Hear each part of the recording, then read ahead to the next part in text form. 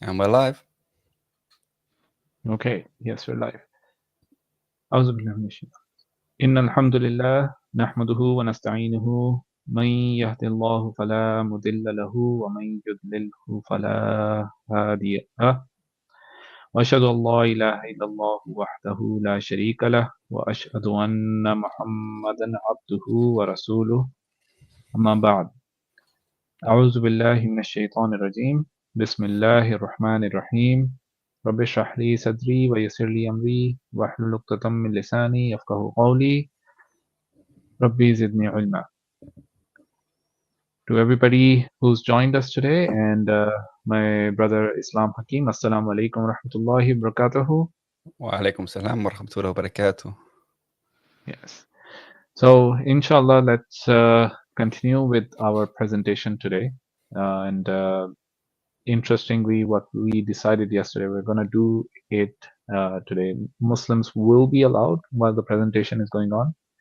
If you want to ask questions, if you want to have some observations, so feel free to jump on. I'll actually put the link up on the YouTube channel, inshallah, and we'll continue from there. So anything you want to add, Brother Islam?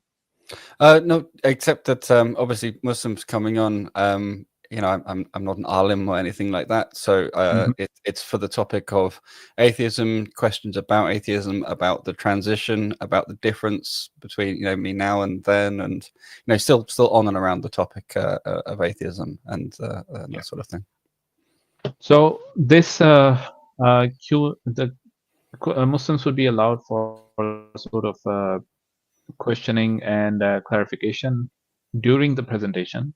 Later on, when we ask atheists to jump on, we would still expect the atheists to have a conversation with Brother Islam primarily. And as I have been doing, I'll be pitching in whenever I can. And let me make sure the link is up, and we'll put you in the driver's seat and you can start. Just let me confirm that to you. Okay, yeah, I'm up here. Now, if I move across to presentation, I think this is where we left off, was dissolving the European exceptionalism. So I'm going to skip right on to the next slide. So, you know, this is about, now remember that the context of this is my confrontations with Islam, leading me to need to confront myself. And there was a lot of hidden hypocrisy, in my view.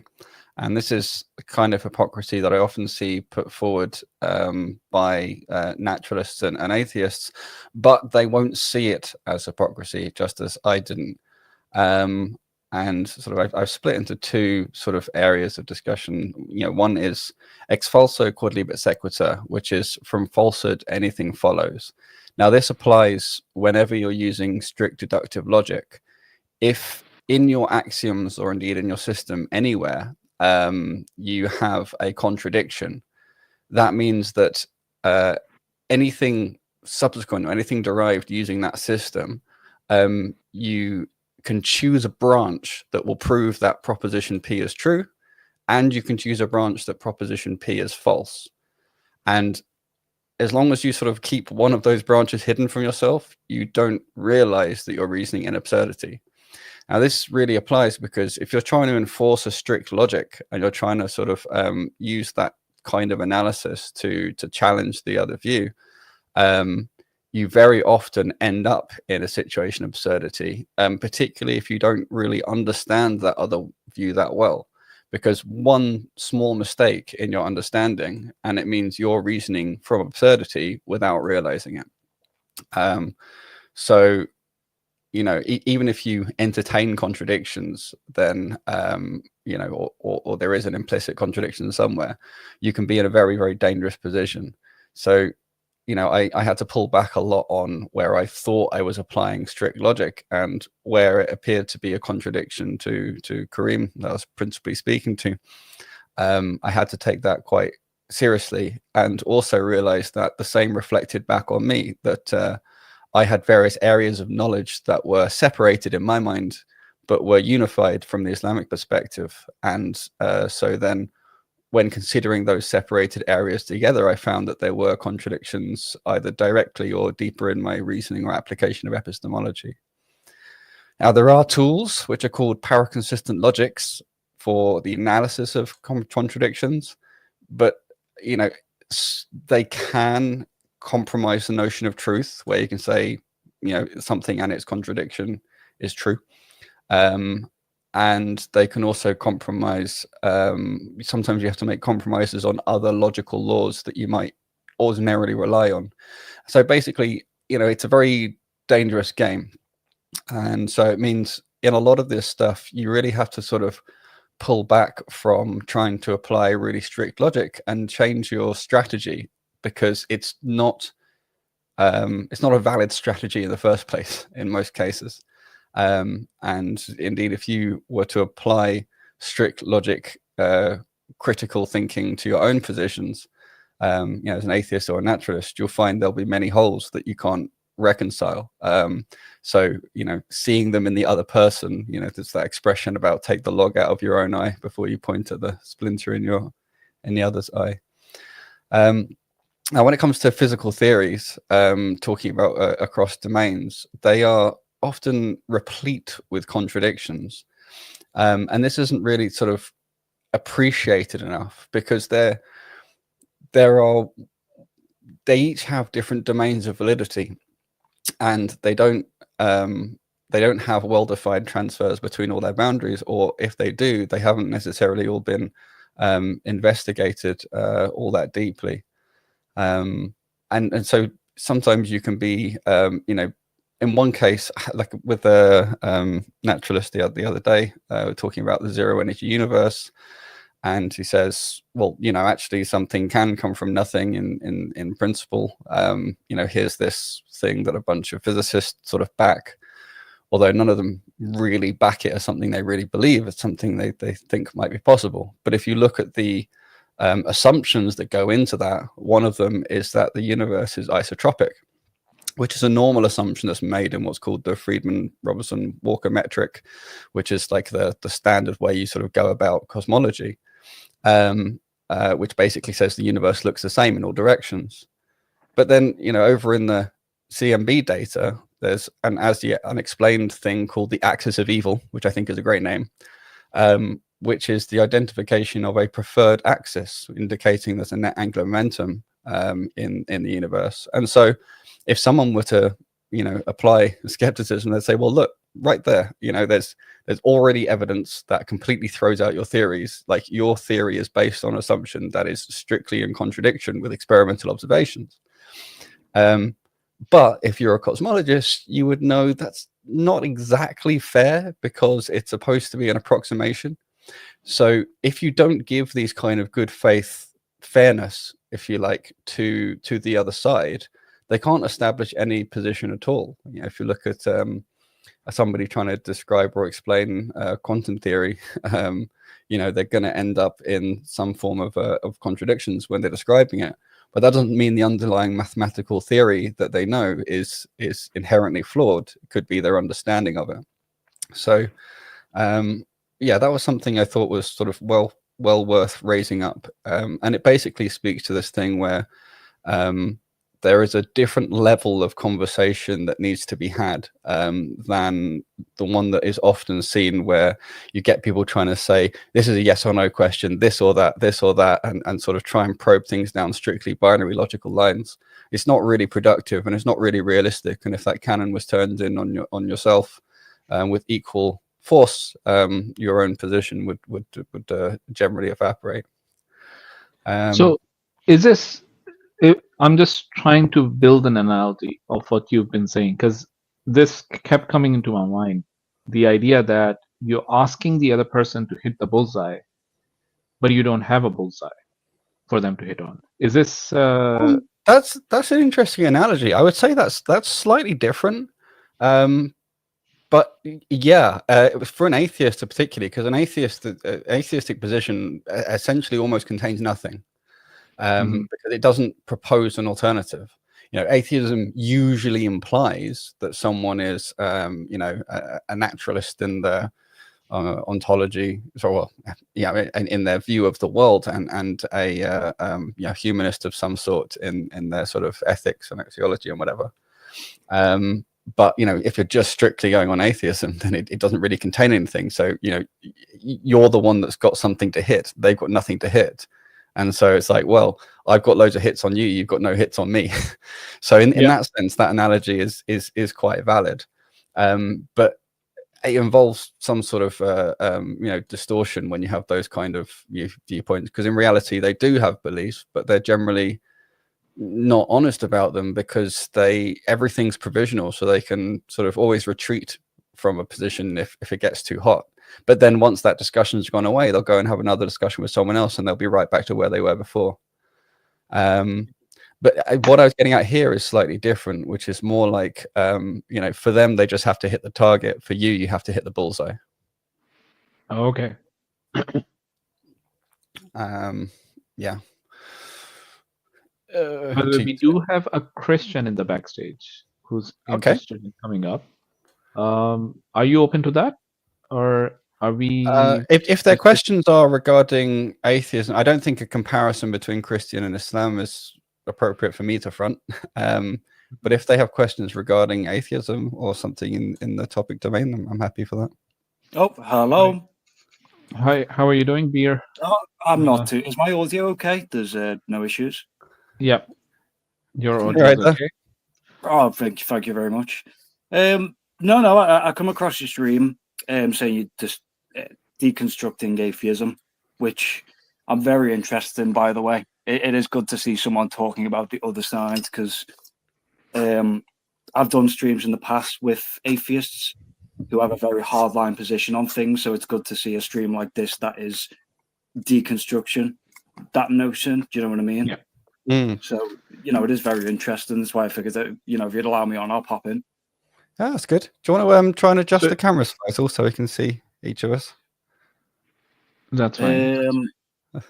It's just there we go. Yeah, I thought the presentation would continue. I didn't want to derail the presentation itself. So, Beer, as we go along in the presentation, because we've been trying for 2 or 3, this is our third attempt to finish this one up. It's all right. Yeah, we can do that. I just thought I might as well ask just a couple of questions, since you've popped up. Actually, is that a Polish name? Bjornovic, yeah, it's like Polish Belarusian. Czemowicz po polsku? Yeah, is that right? Cool, nice. I learned a bit myself.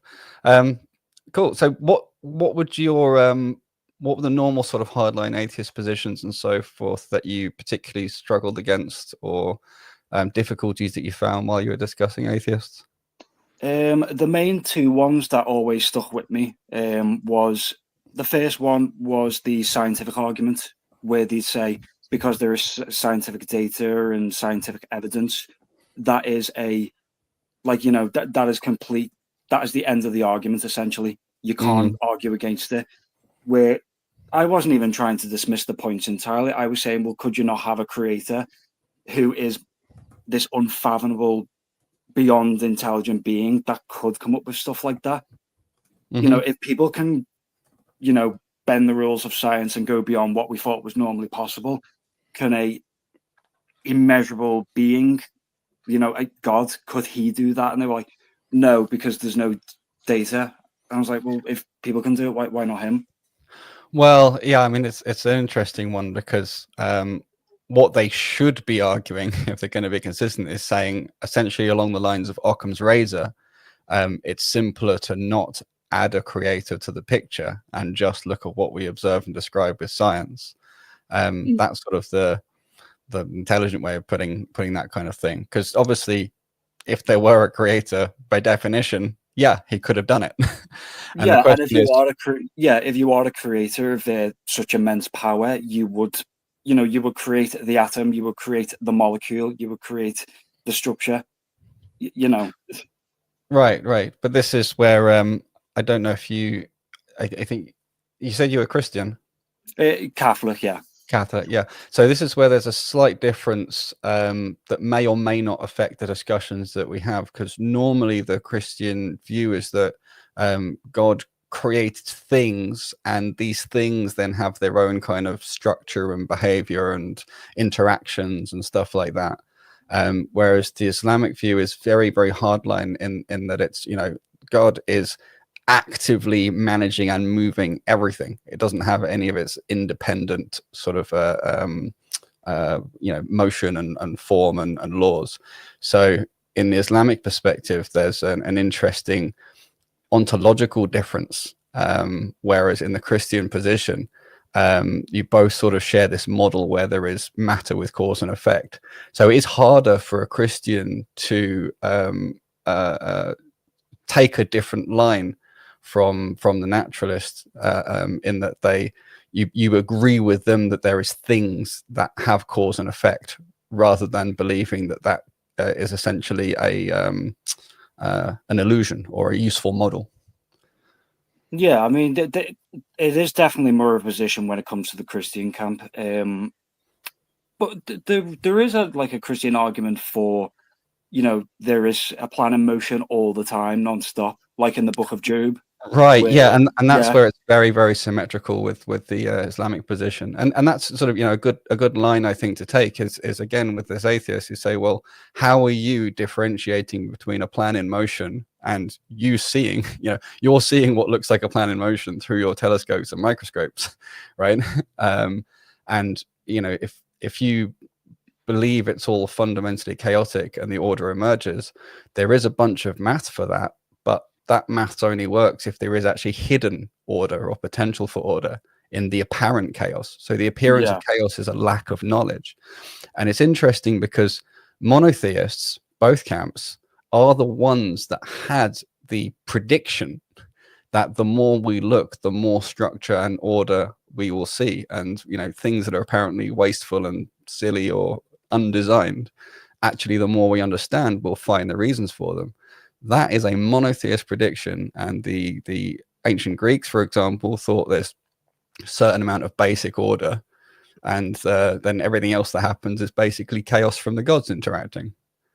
So it's interesting, and you know, this belief from monotheists, and in Europe particularly, it was the Christians who, you know, they took a lot of the knowledge that had been gained during the Islamic Empire, and you know, it was mostly the Vatican that sort of managed the dispersion of that knowledge, and they then built upon that framework, because for them, they were able to hold in their mind this not a literal God's eye view, but having this kind of perspective of thinking that there's one central creator that ordered everything, allowed them to look for and find patterns and you know, and make sense of the world in a way the others couldn't, you know. No, certainly that was one of the big hidden driving factors behind the Roman Empire adopting Christianity.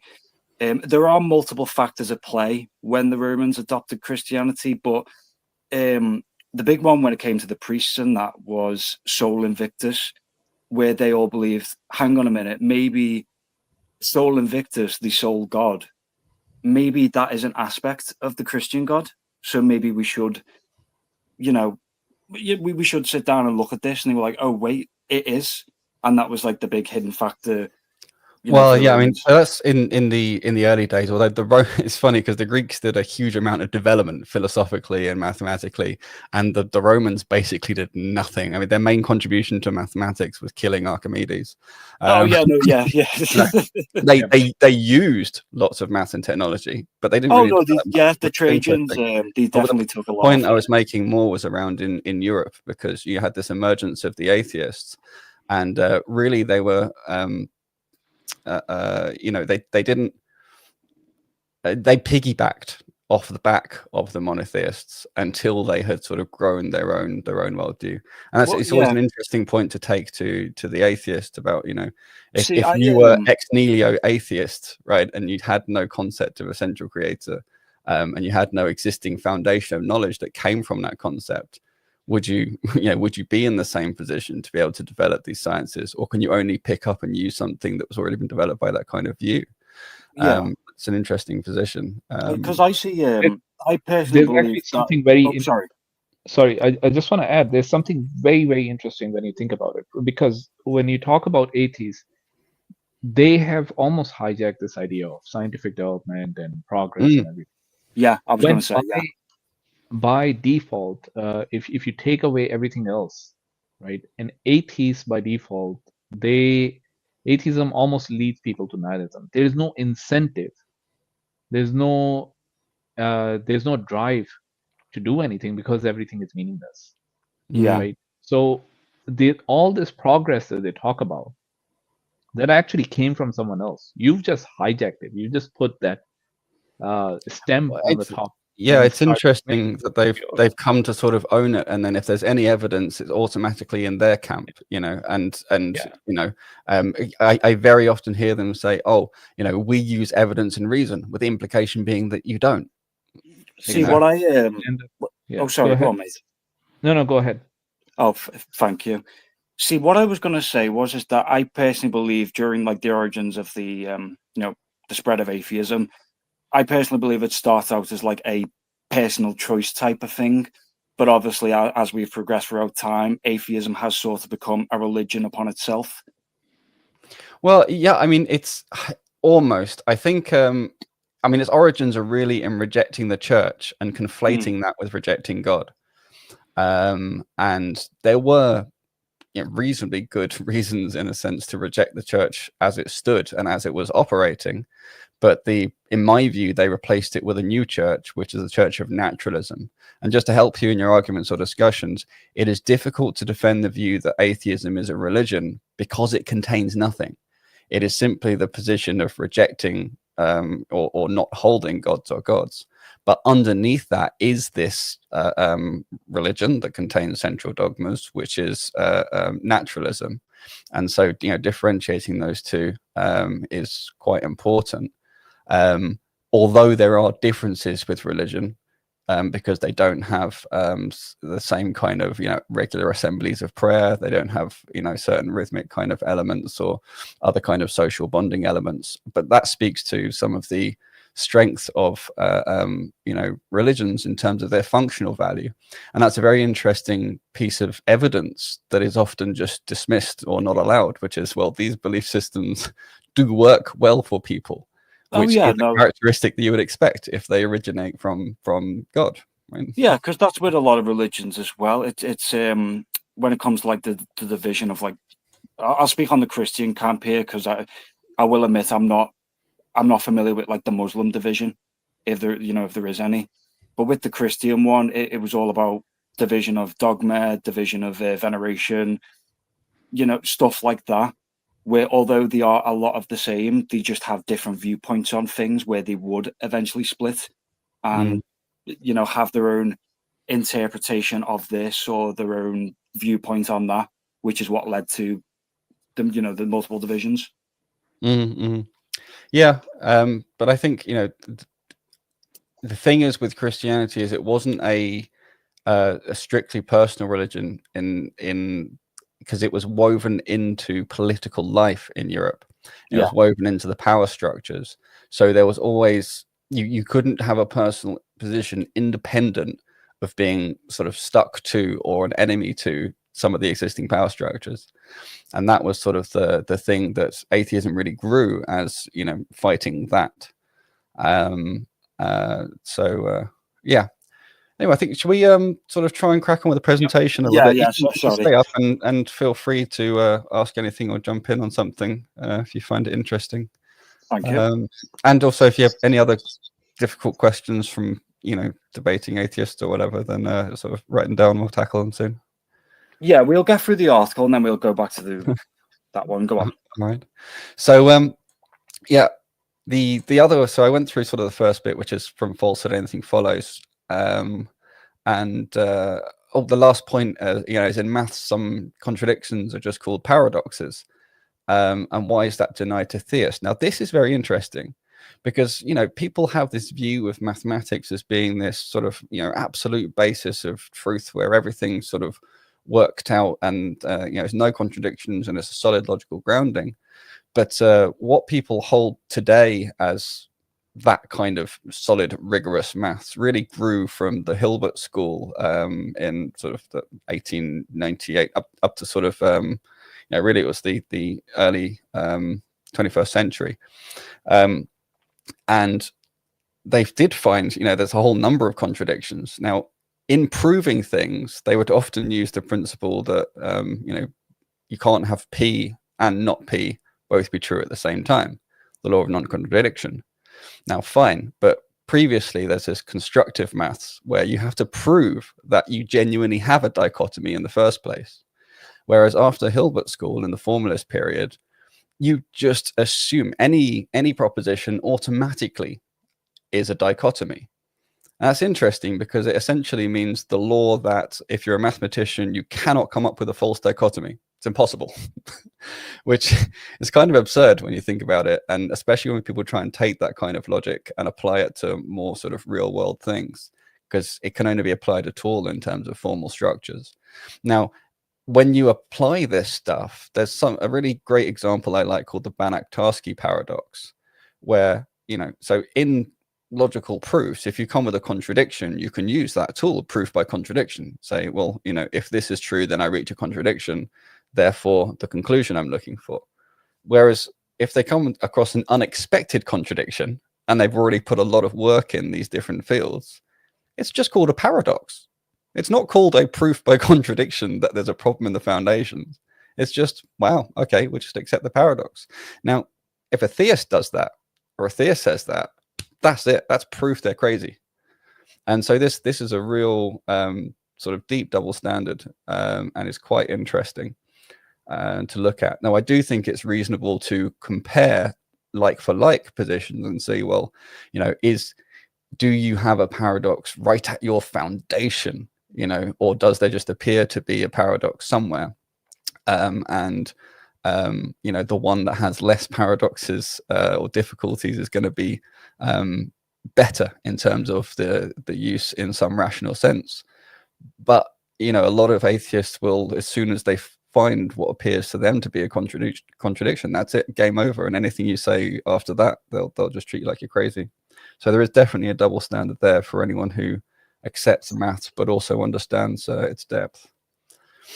I was going to say as well, I'm sorry to cut you off. That is one of the problems with atheists as well. They refuse to see interpretation. With them, it's absolute. So, if it's a paradox, it's absolute. If it's a contradiction, it's absolute, but they don't take interpretation into mind. It's interesting because, there is differences where some interpretive sort of work is fairly ad hoc. It's like I'm conjuring this separate thing almost out of nowhere in order to patch something, whereas some is just a matter of, no, look, like if you want to understand my worldview, and instead of attacking a straw man, actually attack my worldview, you have to understand how it's understood. Right? It's almost impossible for an atheist to tell the difference, and they will always assume that you're just conjuring some ad hoc belief. Which really is a projection, because that's often what the atheist is doing, particularly if they've got their skeptic hat on, because the sort of skeptical method is basically, if I can find a way to disbelieve that and you don't have a counter proof, then I have great reason for not accepting there's anything in it. Yeah, that's how I've tripped them up in debates in the past, where I was speaking to them about the Big Bang.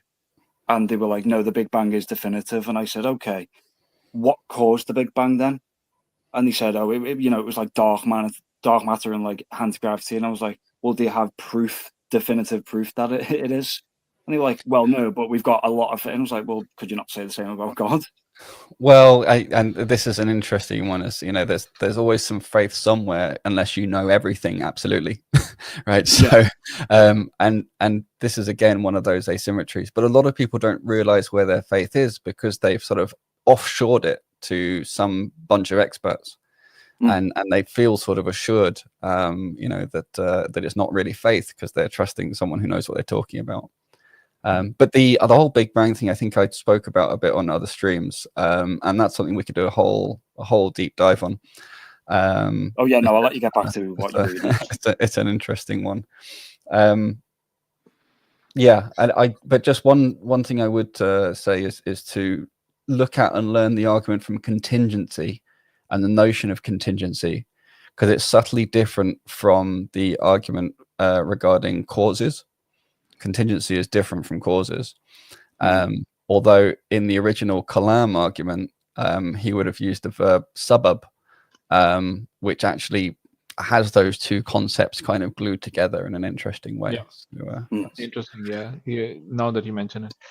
yeah. One other thing I want to bring up, because we hear atheists a number of times use this tactic of basically pointing out, okay, what is the God you believe in? I just disbelieve in that God.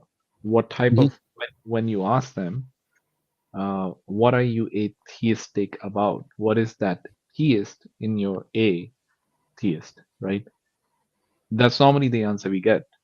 So let's keep that one for this slide. A bit later? Where is it? This slide right here. There's a whole slide on this stuff. Okay, perfect. All right. So just finishing this bit. So the other thing is reasoning for self-improvement or self-justification, right? You know, what is, even if you are valid reasoning, okay, what is the purpose? Why are you spending this mental energy? What are you directing it for? And how do you know? Because it's not actually trivial to know if you're just trying to justify what you want the answer to be, or if you're able to, or if you're reflecting inwards and really trying to see if you're improving your own worldview and your own understanding of things. If the ego is involved, the more it's involved, the more difficult it gets to differentiate those kind of things. And yet, if you really believe what you're talking about, then your ego, or at least your self-identity, is involved in some way. And so, as an atheist before, I didn't realize how much I was throwing out various different things or counters or debate lines. And really, they were defense mechanisms against having to look more internally at my own weak points or issues. And that it was a lot more valuable and a lot more reasonable in the first place to take those discussions, and instead of just trying to fight my corner, to let these questions in and let them scrub out what was wrong, and help me to rebalance my thinking and make the overall package in my brain more rational. Yeah. And that's another interesting one to just raise with atheists. Why are you fighting? What are you getting out of it? There's a very interesting interview I saw with Alex O'Connor where he spoke about sort of his change in attitude more between when he's invited for a debate versus the podcasting, and why he prefers the podcasting, because he prefers to allow other people's worldviews to actually come out and become clarified and then be something that he can then consider, and he may learn something from it. Because very often what an atheist is doing is actually trying to smash down each paragraph, each sentence, to prevent you from being able to establish a worldview in the first place. Yeah, I think you never have. They don't even get to the state of having a contender. It's like defending their castle, from the walls, and not never letting them inside. Yeah, I think with atheists, there is this, not with all of them, but there is sort of a sense of self-superiority. And when it comes to like why are they fighting, I think they're just trying to go against like the mainstream, if that makes sense. Well, it's interesting because in their circles, often atheism is the mainstream within their circle, and often people who say they believe in God, it's often very weak. It's often do you really act like you believe in God all the time? Like how regular and sincere are your prayers? And so I don't know. It's depending on who they're debating against. Like serious, dedicated belief in God, I think, is probably not the majority position in England, despite it being a nominally Christian country. We did have a bit of a division though as well. Yeah. But it's interesting. I don't think it's purely contrarian. Let's put it that way. Yeah. I think it's but it does usually have this reaction against, at some point they became convinced that religion is a tool for human manipulation, and you have to fight it off to keep your own individual reality, and to preserve the idea that individualism is right and valid. Well, you can still be individualistic and still be, religious. We know that, but Yeah, that's not the that's not the indoctrination line, which gets some people hooked, and then yeah, no, definitely, it's more just like sort of grinding against the grain. Which sort of brings us on to the next slide, which is about theories as well posed worldviews, and why can't we just start with mutual respect? Because as an atheist, it was like as a naturalist atheist, when it was like well, I've got this solid scientific well-reasoned thing that's backed by tons of great thinkers and a good pedigree of history, and you've just got what is it? And it was almost just not giving the respect or the credibility to the other person that they do have a well-posed or cogent worldview, even if the native language for that worldview isn't one of mathematical rigor. And so, exactly as you were saying before, I did have this sort of self-superiority. It's like my worldview doesn't depend on this crutch that you need, and it made me feel more superior. And then defending that became important in itself. And so, this thing, mathematics and symbolic logic, that really what they are is refined methods and for expressing your patterns of thought. So for very clearly writing down exactly what you mean by this follows this follows this, or these things are related in this precise way. So it's almost like for putting together languages for certain concepts, and some of those languages are ubiquitous, like for normal arithmetic, and some of those languages are really obscure, like certain kind of symmetries that you find in certain rings or groups. And so and the other thing is the way I was can I just ask the brother to keep the mic mute, because we want to make sure that when the brother is presenting, that he's not being interrupted during the presentation. You can, once he's gone through his presentation, the slide, let's keep the questions to that point. Oh yeah, right? Okay, go on. Yeah. Or you can I mean, jump in if you've got something really serious to get through. But it's better if I run through the presentation and you jump in after I've got to the last bullet point. Religion versus belief system. That framing in and of itself is just like freedom fighters versus terrorists, or privateers versus pirates. But again, that's how I was kind of raised or indoctrinated to think of these things. Like one is already been weighted or labeled with a whole load of negative connotations. And it's like, having a belief system is fine, even virtuous, and shows that you've thought about your thoughts carefully. But having a religion, no, that means you're mindless, and you've just given yourself over to being filled by whatever the priest says. Yeah, and it's we'll talk about that after the slide. That's interesting. Yeah, just make a quick note of those. If you've got a notepad up, you can type put some quick notes about things to raise. But that's definitely almost inescapable for people who are raised atheist. Or I went to a Church of England school, so I wasn't exactly raised atheist, but my dad was very vehemently anti-religious and very atheist and very persuasive. And the circle of friends I ended up in certainly sort of carried on this view. There's a deep asymmetry between how religion is viewed versus belief systems. And it's very interesting. A lot of people who have some spiritual element will say this thing, oh, I don't agree with organized religion, or I don't like organized religion. And it's like, well, what is organized religion? What do you mean? Like, often what they really mean is an established church structure which has ulterior motives, which is, quite different from certainly from the Islamic setup, where anyone can lead the prayer and have special clothes and all this sort of stuff. It's a very it's entirely an opt-in system, and until you have a caliphate, that is, in which case it's explicitly political structure. So anyway, that whole sort of area is just very interesting, that in order to have this mutual respect and theories as well posed worldviews, it makes a lot more sense to just say, look, we both have belief systems, we both have worldviews, whatever language you use, level the playing field. That's better for both sides. And whether or not a theory carries implications, one ought engage in religious looking activities is irrelevant to a discussion of validity and soundness of the system. So this is, basically, I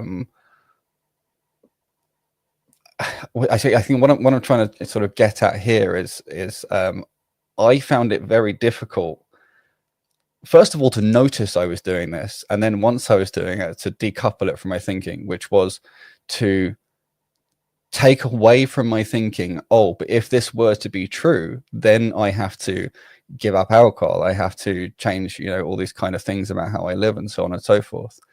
The fact is that was always around, and weighing on my application of reason and logic to the discussion, and being aware of that in itself is quite important.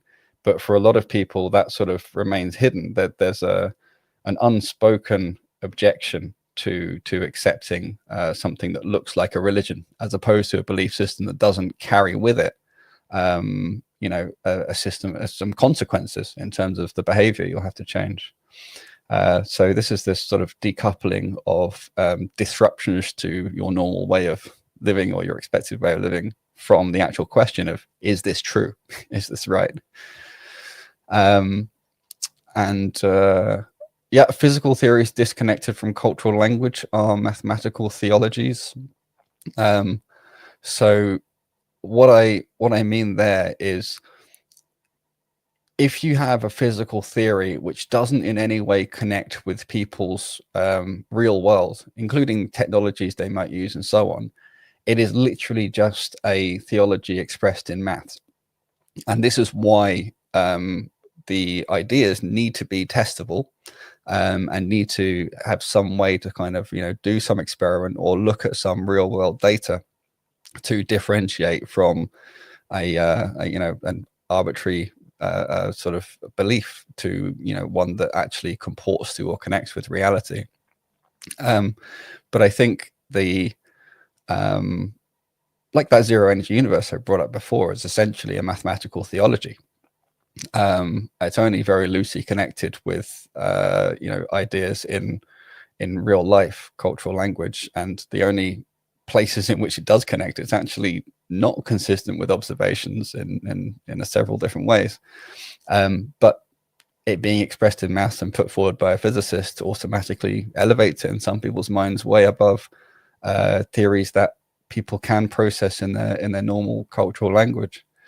And the other reason for sort of raising this is a good theory will also be able to cleanly and clearly be expressible to people in their normal cultural language.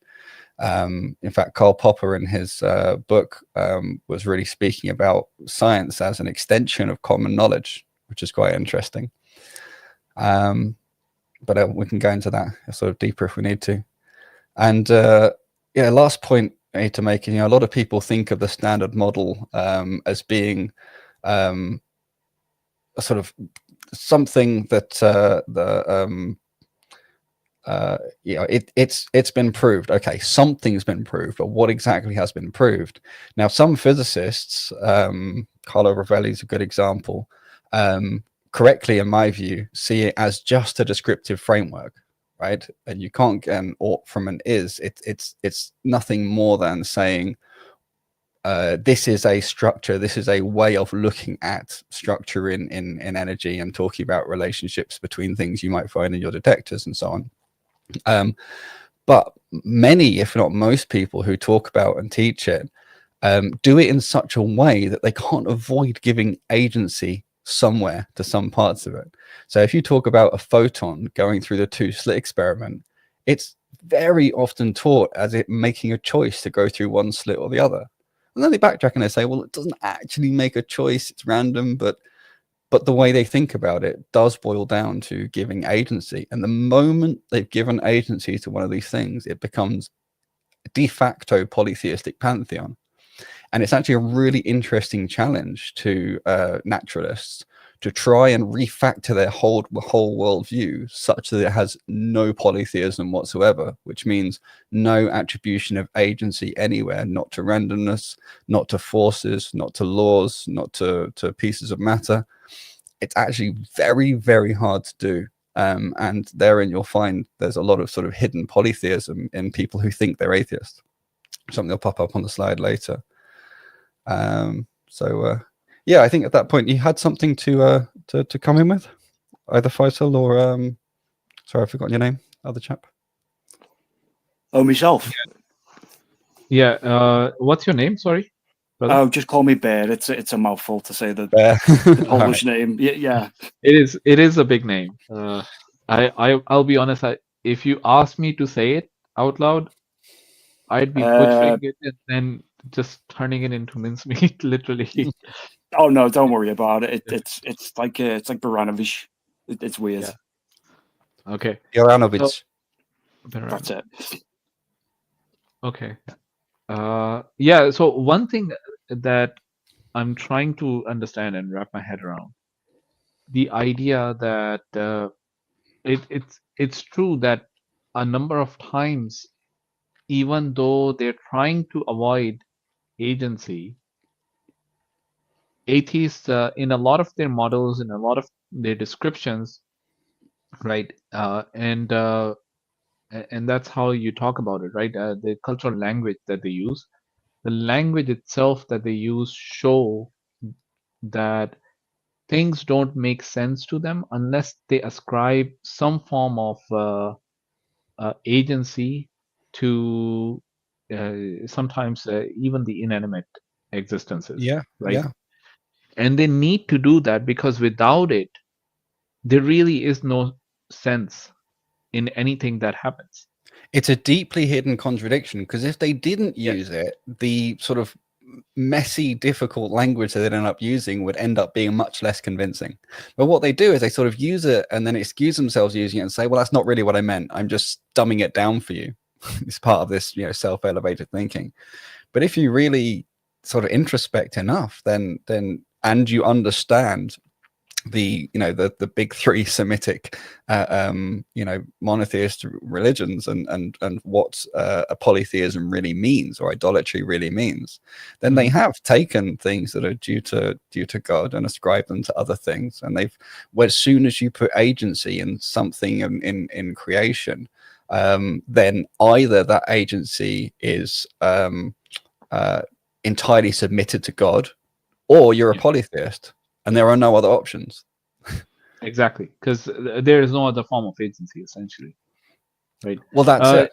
If you have an Victor. agency you believe is independent, then that is by definition a god under the Islamic paradigm, and pretty much the Judaic paradigm as well. Yeah.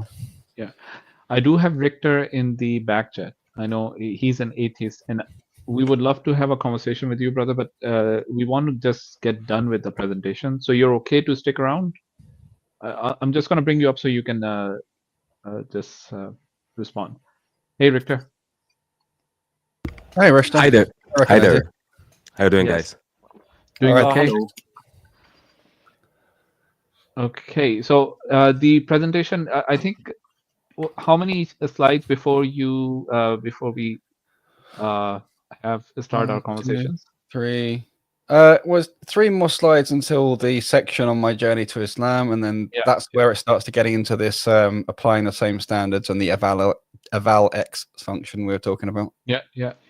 So it depends. 3 more to the next slides, section, or a few more. including this one, or 3 slides other than this one? 3 other than this one. 3 other than this one. Okay, so just give us like about 40 minutes or so. We'll do quicker than that. These will be 20 minutes maybe. All right. 20 minutes. Guys, I'm sorry, but you gotta go. I don't know how. Yeah, I have half an hour. Okay. We'll do it the other way around then. That's okay. But there's no problem, because if I'll be doing something, but if I finish earlier and if you guys will still here, maybe I'll be back later. Okay. Well, let's try something. If you've got something sort of burning, or or you want to sort of dive in that you think we can cover in, let's say, 15 minutes or 20 minutes or whatever, then we can do that now. No, I don't want to mess up your presentation, how you structure everything. So I want to respect it. So, but if you guys still here, I'll be back. And there's a thing, YouTube is kind of crazy because I subscribed in your channel, and back in that day when I was here, but it wasn't sending me any notification that you were at live. Oh, rubbish. So, yeah, I don't know if I have to unsubscribe and subscribe again. Resubscribe. Okay. That's I'll weird. do that. Okay. So let us know if it works when you unsubscribe and subscribe, right? Okay. Yeah, I'll do it right now just to test it. Yeah, it won't do it right now. Maybe for the new ones that we put up, it might actually do it. Yeah, I don't know how it chooses who to just stop alerting you on, but there we go. I was going to say it dead quick before we get to the next slide. Oh, sorry. Sorry. It's not the first time it happened. This kind of things. It's not the first time. Right. So we will be here Friday and Sunday, but those streams we don't normally have long conversations. Those are shorter conversations essentially. And these Tuesday ones, we're actually doing this as because we want to cover a bit more of the presentation, right? But normally we were doing these on Tuesdays. All right. Okay. Okay. So Wednesday's a bit of an exception just because we found the time. But we need to have more time for discussion with atheists. I think there's so much common ground with Christians or people who believe in God and so on that there's a lot of stuff that can just get out of the way. But with atheists, or naturalists, you really need the deeper conversations, I think. Okay. So Tuesdays and now in Sunday, right? As you say. Fridays and Sundays we are on our regular stream. Okay. The Fridays one are normally focused on Christians or basically those are different types of stream. But on Sundays we have sort of an open panel. Okay. And the discussion is broader, right? But those are shorter. We cannot give everyone all the time that they want. We only have like 15, 20, maybe half an hour of a discussion. All right. Okay. Richter. Just a quick question before you go. Detective Duffet. Are you a detective? No, it's just a nickname, just a random name. An artistic name I found. It's actually not detective, it's detective. Oh, detective. Is that the same? What does it mean in Portuguese? It's detective. It's the same thing. In Portuguese, it's detetive. Okay. Yes, and in English, detective. It sounds the same. No fala português. But you just spoke right now. It's a liar's paradox sentence. So I only had 30 minutes to be here with you guys. Now I understood that you have a schedule to follow. I'll be here if you guys still here doing the live streaming. But in maybe Sunday, if I had a little time. Now I know that in Tuesday, as you say, you have a specific live streaming to talk with atheists. That's right. Yeah. So I'll be trying to figure out a time, or maybe to put a time to come here in That'd be Tuesday. Great. Okay. All right. Or maybe see you later. All right. Bye-bye. Have a good one. Bye. Bye. I was going to say, could I say one quick thing about? I didn't want to cut you off when you were talking right before we got into the slide as well, because I don't want to tangent you. Go on then. Yeah, you were saying about idolatry in atheism. That is definitely true, but you could also have that with Christianity, like saints. Oh, yeah. It's not exclusive to atheists for sure.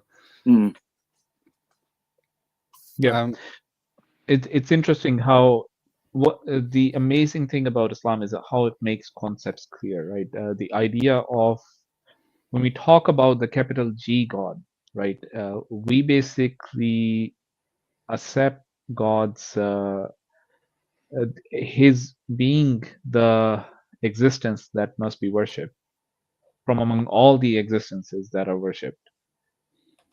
And I know with Islam, it's the So, and we marry that Yeah. with the idea of him being the creator, the sustainer, the necessary existence, the one who's in control of everything, right? Yeah, So because we when I've marry spoken to Muslims before, they've had that same viewpoint, and I've talked Yeah. about like the other stuff. Well, it's interesting because if you look at the Kalam argument and Imam Ghazali's sort of commentary on it, once in the classical Arabic language, once you've got to the point of saying, therefore there must be the unique self-sustaining thing, that is already a name for Allah. It's directly baked into this analytically described concept of what Allah is. So, you know, that's kind of like end of thing. Whereas if you try and translate those concepts over into a European language, then, you know, an atheist will be like, how are you jumping from that necessary self-sustaining existence to a god? And it's very interesting. Oh yeah, no. With the Yep, Quran, it's a lot more original because it wasn't mistranslated a bunch of times, like the Bible. You know. Yeah, well, I agree. All right, where were we? Provisional. Yep. Wait, provisional theories and valid domains. So I'll try this one. I just want to go over very quickly, and it could easily be misunderstood or misconstrued. So we'll see if any atheists want to pick up and go on deeper discussions on it. But essentially, you know, it's right by construction, wrong by experiment. It's interesting to think about because basically all theories of physics have a domain of validity. There's no theory that universally applies to everything at every scale, every level. You know, fluid dynamics applies in a certain constraint, and if the material changes enough, it becomes a theory of elasticity. There's no real universal theory of both, but those you can say, oh well, they arise from the underlying quantum mechanics, but there's no real universal way to get to the material science from that. And likewise, it goes. There's an ideology, and there's certain mathematical links that connect all these theories, but it's but really they exist and work in their own domains of validity, and where you have boundaries between those domains is where the frontiers of physics are. And it's interesting that this is really sort of to point out how extreme skepticism can just get even a scientist, a physicist in problems, is because your theoretical predictions very rarely precisely match the experimental result, and that's expected, right? But you know, if someone makes a prediction and your experimental result is just off the line, you know, a skeptic, if they want to, say, well, no, you're wrong. You predicted this and you got something different in the experiment, so your idea is wrong. And that is actually the level of logic they often apply to a theist, or particularly a monotheist, who's trying to get something across, that, you know, concept of God can be indicated. It can be, or, you know, the way God works or does things, you know, can be, you know, indicated and described to some degree, but you're never going to, you know, have this have it all perfectly. There's going to be outliers. There's going to be things that don't you know, exactly match observations, because you're putting together a simplification in order for it to be a tractable explanation, and that's often a sort of a deep asymmetry. So I sort of wanted to highlight it. You know, if the result is never on the predicted line, was the prediction really correct? It's something to think about. Now, obviously, someone who really knows their physics will know there's reasons why we have error bars and why fitting inside the error bars counts as being on the line. But then again, those error bars are, and the sort of number of sigmas you have around it are justified by how much you can believe or expect that some random, as in unknown or outside or outlier kind of event happen to influence this or that measurement. So I think this is because, essentially, there's a big difference between what an experiment is doing in physics and that kind of reasoning, from the kind of reasoning you actually hold as a worldview in your head as you proceed around the world being a human being. But I just wanted to point out that as almost like a thought experiment to pose to atheists, to get them to really sort of think about what it means to prove something, what the relationship between experiment, theory, and proof really is. Because there's a sense, as I say in the next line, in which you can view these sort of specifications as being a pre-computed Scotsman. And so the no true Scotsman fallacy is like, if someone says, I don't know, oh, you don't eat porridge, so you're not a Scotsman. Sorry? The no true Scotsman fallacy. So it's like, oh, you don't eat porridge and wear a kilt, so you're not a Scotsman. Right. Yeah, exactly that. And someone says, well, my uncle is a Scotsman and he eats porridge without his kilt on. And the other person responds, no true Scotsman does that. But that is essentially how objects become identified as distinct objects in physics. You do enough experiments until you can identify something that consistently has these certain properties, and that becomes a true one of those things. So all of the definitions, really, when you get down to it, are circular, because it's really a descriptive system. It doesn't really tell you about underlying reality in the way a lot of people imagine. It can help you to discern between views of underlying reality that just don't match up and views that could match up, but that's different from that view actually being suggested by or extracted from experiments. And this is something that was most people don't understand. Yeah, that was the thing with even when it comes to physics and stuff, there isn't a universal perspective that everyone shares. Once upon a time we believed that everything revolved around the Earth, and then we discovered it didn't. Well, yeah, but I mean, quite apart from the once upon a time, even if you look at modern physics now, it's interesting that sort of a bunch of specialists will present a united front externally, but internally they'll fight like cats and dogs. There's a lot of things that I've seen Sean Carroll give public lectures where he says, we know this, we know that, and yet full well that he holds them in question, or that they're not clear concepts, and that if he was presenting to peers, that would be a whole different discussion. And this is something I sort of covered a bit in the previous presentation. I'm not sure if there's anything on it later, which is around this sort of double standard, where if you have someone communicating in terms of popular science, which is most people's actual understanding of the science comes from popular science, you're only trying to sort of get across some analogy. You don't want to include lots of misunderstandings in there, but you can't avoid it because you're really oversimplifying stuff. And if you treat that person who you've just spoken to in a good-natured way, have a good faith discussion with them, you can say, yeah, you've basically got it. A few issues, but yeah, you understand something. Whereas if that same person was to turn around and say, oh, right, okay, so I've understood this, and this. Now I can put together a complete view of physics. I've solved a grand unified problem. Listen to me. Now the physicist will turn. No, you haven't got this, you haven't got that, you haven't got. And so there's this there's a real difference in treatment, and this sort of leads to people having a real false sense of security about how well they understand science, because they've read popular science books or videos and they feel like they've got some understanding, and they don't really have a good means to check that understanding.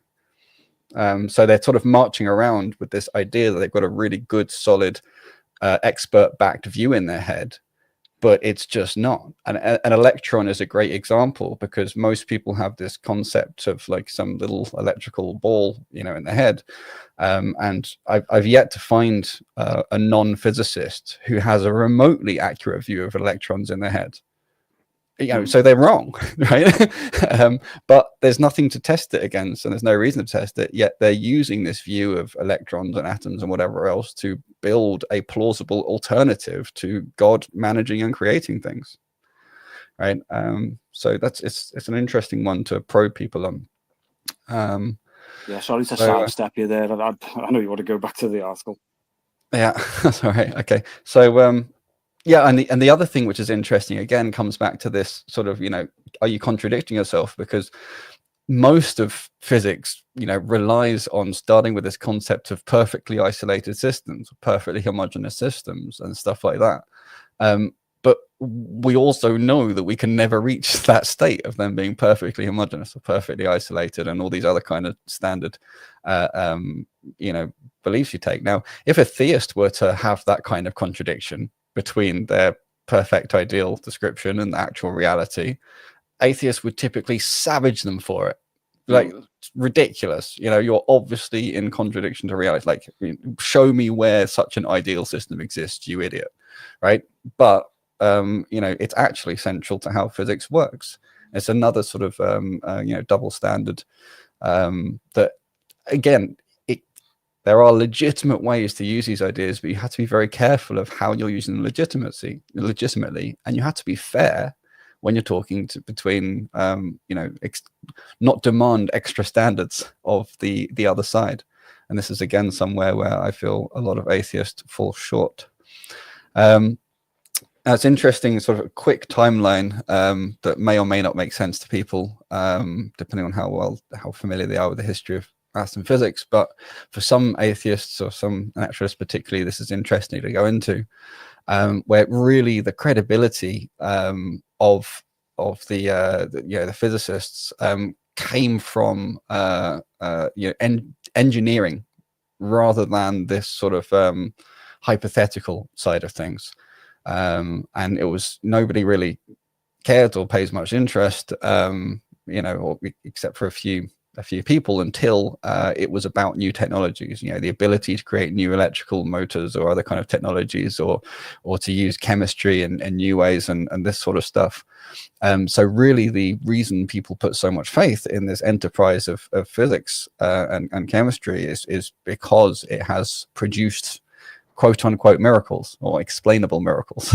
And all these sort of new technologies. But the reality is, most of the time it didn't come from what people talk about as a scientific method. And so the scientific method is kind of taking this stolen valor, because what was really being applied was engineering and people on the coalface, and some surprises, some accidents, and then trying to figure out what happened. And really, in most cases, it comes down to a case of engineering and ingenuity rather than the scientific method.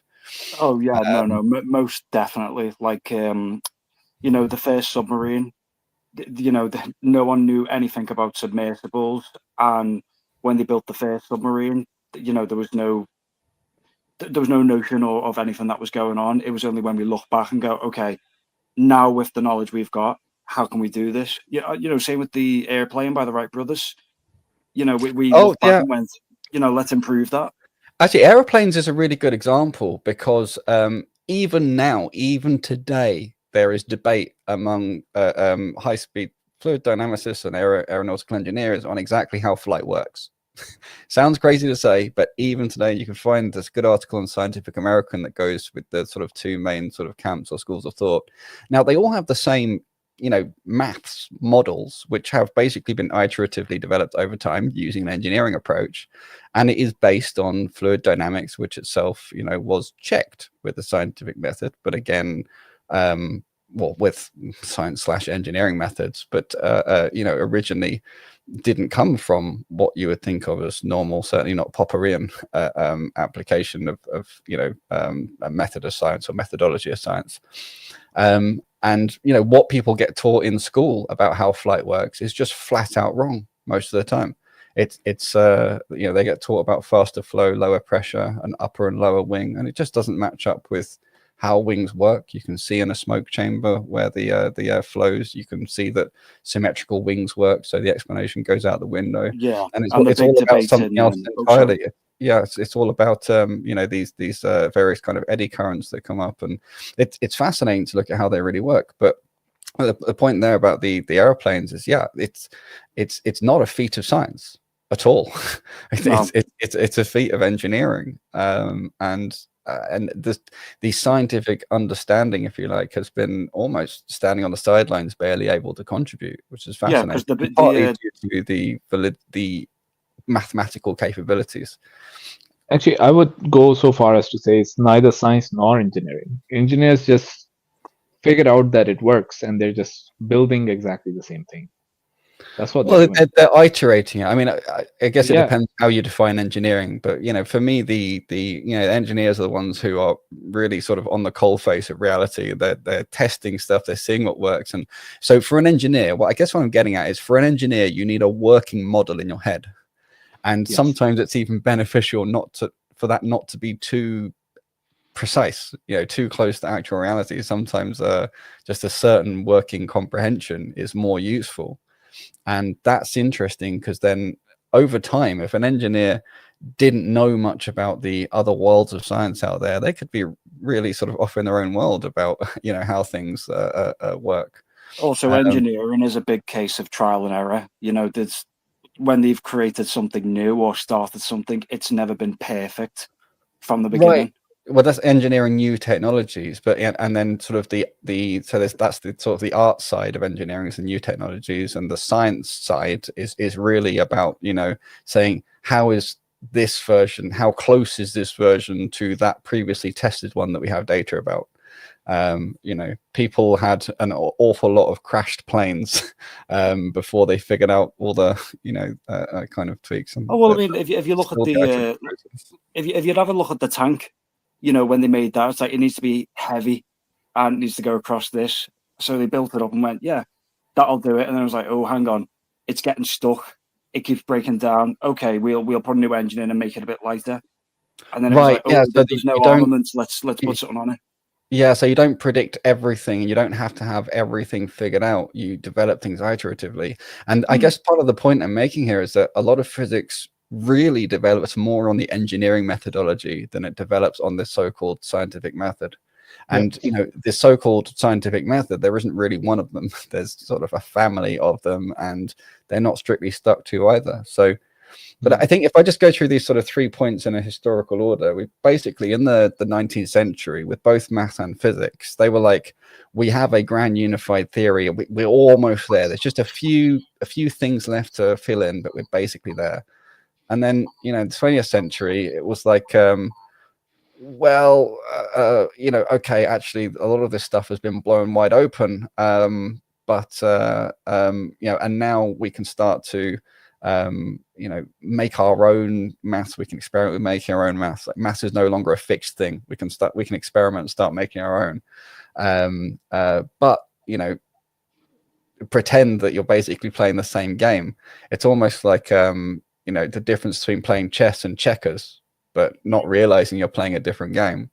And then by the time we're in the 21st century, particularly after the councils of Nicaea, which I call, the Solvay conferences, was where they just sat down and decided what the, how to move forward with quantum theory. It very much was like a council of Nicaea for science, or for physics at the time. It's a good analogy. And what came out of that was basically, we know what we're doing. It's a mystery that no one understands. and it's like, on the one hand, they'll say, quantum theories, deep and mysterious, and no one really understands it. And on the other hand, they'll act like it's fully and really well understood and super precisely testable and observable. But the thing is, the things that are claimed to be predictions generally weren't predictions. They were generally post hoc. They were fitting, making a theory fit what was seen, and then claiming it's a prediction. So it's a different beast. Yeah. All right. Now this is the slide that comes back to what we were saying before. This one's probably more relevant for our discussions, which is, is atheism even well defined, and in what sense can atheism even exist? Now, I went to Speaker's Corner with a little plaque that said, necessarily there does not exist an atheist who is also a human. And that generated a huge amount of pushback, to put it mildly, from certain people.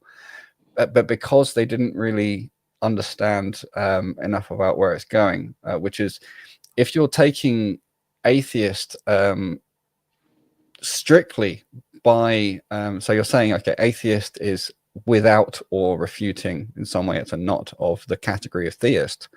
Well, this category of theist is either just a loose pedagogical category, which doesn't really have a well-defined meaning, in which case not that category also doesn't have a well-defined meaning, which means your position doesn't even really exist.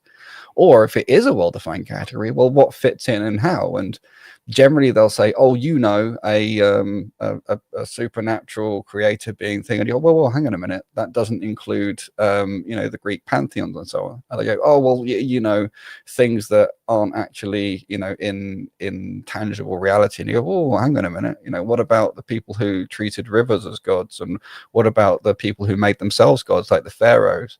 And I end up being like, well, you can't expect me to include everything in theist. I was like, well, yeah, I can, because your position is I don't have any gods. How do you know? Right? And this is an interesting question that's usually stunning people. If they get the question, it'll stun them. And if they don't get the question, and hopefully they'll give you an opening to be able to really discuss what is a deity. Because really, you know, modern individualism is basically a form of the same kind of deification that people regarded the pharaoh or the Japanese emperors as being deities. Especially if you take the I'm just going to say Islamic to be more precise, but same comments basically apply to the Abrahamics. Is, you know, when you say La ilaha illallah, there is no God but God. You know, there are things that are taken as gods, and it's not by their definition, it's by how they're treated, and it's by you know, how they're viewed.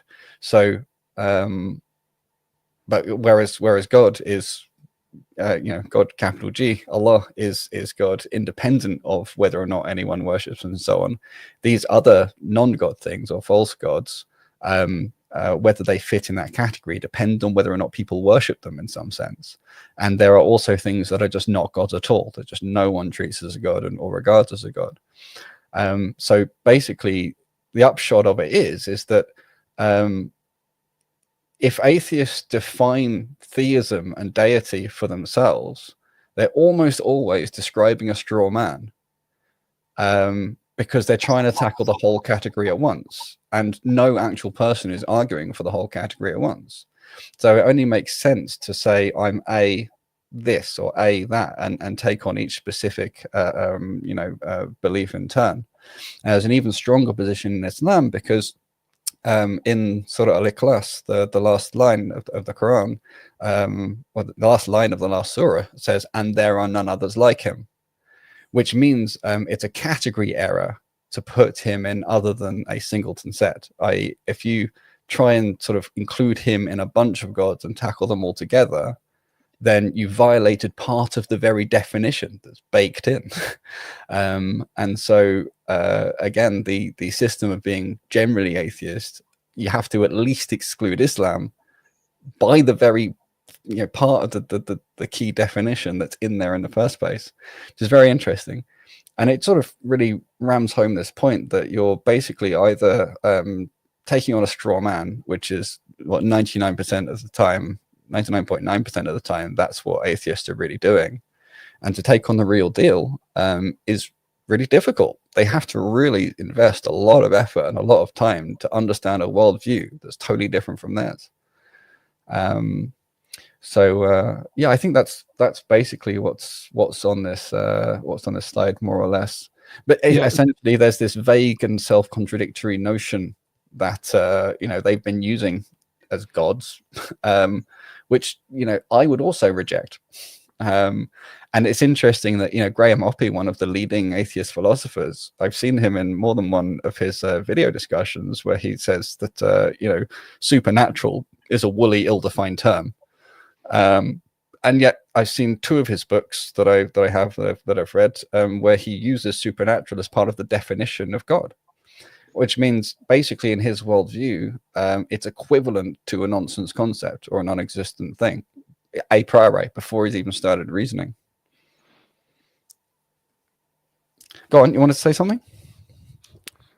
Yeah, I just want to say that this is where the Arabic language is so amazing, right? The idea or the concept behind that singular word ilah it is so drastically different. It's similar to the word small g gods, but at the same time drastically different from that concept as well, right? So it's the idea includes the notion that it's the object of not just worship, but at times the one that you love the most, the one you respect the most, the one you hear the most, the one you want to please the most. There's so many ways in which it is understood what an ilah really is. It's Like, also a case as well where the Arabic language didn't have a mass mistranslation because it comes from Aramaic, and Aramaic and Arabic are not the same, but very, very similar. Well, because they're Semitic languages, and this is on a previous slide from yesterday, where they work based on a root system and root morphologies. I do want to emphasize one thing. It's a misunderstanding to basically say that Arabic came from Aramaic, right? Those are parallel Semitic languages, but not necessarily exactly the same. Oh yeah. I wasn't saying like Aramaic is just Arabic. You know, the same way. Yeah, the same as like Spanish isn't Latin. Arabic is very ancient. Arabic was being spoken at the time of Abraham as well. Yeah, and that's how we see it, because the language is very rich in culture, tradition, and in all senses, it's very ancient. Although, because of the nature of the place where it has been spoken and the type of people who have predominantly been the ones who have carried this language through time, right? That little ship that we know of where Arabic was being carried, right? It's been so isolated, and it's such a unique place in history and geography that you may not be able to apply the same standards of doing history for that region. And this is an interesting aspect of. So you're talking about Aramaic there? No, I'm not talking about Aramaic. I'm talking about Arabic. Like Arabic was a spoken language before it was a written language. Right? Oh yeah, for sure. Became a thing only very, relatively recently. But we're talking about over 4,000 or 5,000 years of history, so this is an important thing to understand. I think the key thing that unites the Semitic languages is this root and morphology system, though. Yeah. And that's sort of where they have a lot of it's kind of like how with French and English, let's say, or English and German, you can translate more or less like for like, and some words will carry slightly different connotations, but more or less you can translate a paragraph for a paragraph without too much loss of fidelity in your meaning. Whereas with Arabic and Aramaic and so on, you can write a whole book on a paragraph in order to really accurately represent it in an Indo-European language. Yeah, English had a big influence from was it William the Conqueror? No, not him. You're talking about the Saxons and the Germanic roots as well. Yeah, William come across bringing the French side in. That influenced English later because they were yeah. I didn't want to go too off on the. There was a really important point I wanted to make before it goes too far from what Faisal said, which was regarding these names of Allah. So remember when Faisal was talking, he was saying it's like the one you love the most. Now this is interesting. Your screen, by the way, just okay. That's fine. Back. So it's like the one you love the most, or like the Most High, and things like this. Now, in theology, in the philosophy of theology and this sort of stuff, particularly if you're looking at analytic philosophy, there's this whole problem of knowing God by analogy, and in what sense do you really know him, and so on and so forth. And it's an objection that people often come up with against the idea that God is even a well-defined concept. Now, in Arabic or in the Semitic languages, because you have this root morphology system, the name, let's say, what's a good example? Are you thinking of Al-Alim, the all-knowing. Alawi? Or which one? What? Were you thinking of Al-Alim, you Alawi? mean? Al-Awri? No. Al-Alim, you mean? All-knowing? Yeah, Al-Alim, the all-knowing.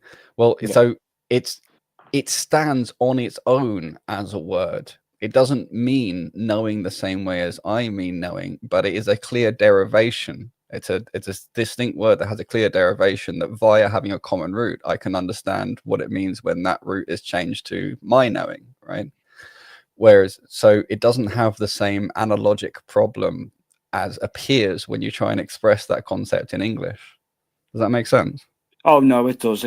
Exactly, yeah. Because with the English language, it's gone through so many like deviations that going back to the root word, you've got to jump about 6 steps to get to the root word. Like, right, but even the roots we have. So in Indo-European languages, your dictionary is our dictionary, because I'm native English.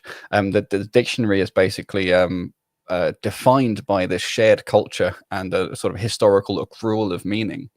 Whereas in the Semitic languages, the meaning is really in the root, and because there's so many words are derived from the same root, it's much more sort of locked in the meaning, and that kind of development doesn't occur in the same way. But I think the point I was trying to make is with English, you have to add together these bunch of separate words to try and say, the all-knowing one, rather than just having a way to make something superlative. And it sort of bakes in this concept that I'm using an analogy. Whereas in the Semitic languages, it's clearer that it's not an analogy, it's a separate specified word that we understand via a common root. It's very difficult to describe what I'm getting at. Was that a clear enough description, Faisal? Does that make sense? No, that was a perfect description. Yeah, I think so. I think that encompasses what we're trying to say here, because the very notion, just because you're speaking a different language, sometimes can mean that it's you need to take a step back and basically say, okay, what do you really mean by what you're saying? Because we've had these conversations so many times with even with Christians who we've had conversations with, and with atheists. When we have those conversations, we may be using exactly the same word, but we're not meaning the same thing at times. Yes, and that's very hard to detect sometimes. Yeah, but it's crucial. Yeah, exactly. Even, for example, our Christian brother here, what I understand by the word God might not necessarily be exactly the same as what the brother is going to understand. And when we get into those nuances is where we have some meaningful conversations, which can help each other bridge that gap. And those are the conversations that really make or break a worldview. Well, this is actually why I raised the question of an electron before, and pointed out that if someone's learnt that through just normal school studies or popular science, the concept they have in their head isn't the same one as the physicist has in their head, or particularly a particle physicist. And so it's similar in that it's is it the same concept? We're using the same word, we're using them in the same context, and if no one really digs in and checks, you never find out whether you mean the same thing or not. And by the time you dig in and check, you find out you do. Now, the analogy I gave before, where as long as someone is playing nice with the physicist, or the physicist playing nice with them, things are okay. But if it turned around and this guy started trying to challenge the physicist and be like, well, I've got this concept you told was an accurate concept, but now I've come to some conclusion that you don't want to accept, and now you're fighting me. And that would obviously be absurd. We would recognize that as absurd. But for some reason, atheists feel okay to be like, so your concept, your God is good, right? And you go, yeah, God is good. And they go, well, blah, blah, blah. What about this? Then you go, whoa, whoa, whoa. No, hang on. Hang on. That's, it's not the thing you have in your head isn't the same thing I have in my head. You're attacking a straw man. How do I get this across to you if you think that I'm just pretending that to save my skin, I think atheists as well, they think that because bad stuff is in the world, God equals bad, when they don't understand like the underlying philosophy or the biblical context to that stuff. Oh, this problem of evil. Yeah, I mean it's interesting because in the Islamic paradigm, it's quite clear. Like, you know, the part of the very definition of God involves these words. You know, the most just, the most wise, the all knowing, the most merciful, and so on. And so, you know, any conclusion that he's not, you know, moral and just is literally by definition a straw man. And so, you know, the only way to work that out is your perception has to change. Well, the thing is that and Moses. Oh, sorry, mate.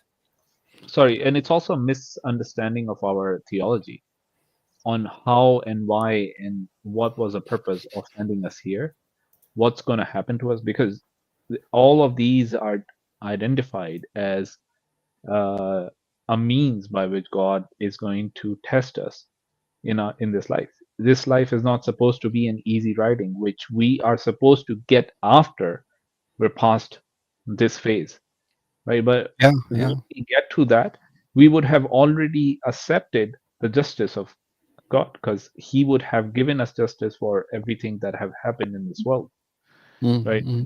And that paradigm needs to be looked at in totality to basically things are. Moses was in the Quran, wasn't he? Or mentioned? He is in the Musa, yeah. Yeah. Well, just while you're chatting, I'm just going to pray before I run out of time. Sorry if you don't mind. Sure. By the way, Naturalist, welcome back. Hello, Naturalist. 2 days in a row. Can't get enough of you. Okay, that's good. Go ahead, Bear.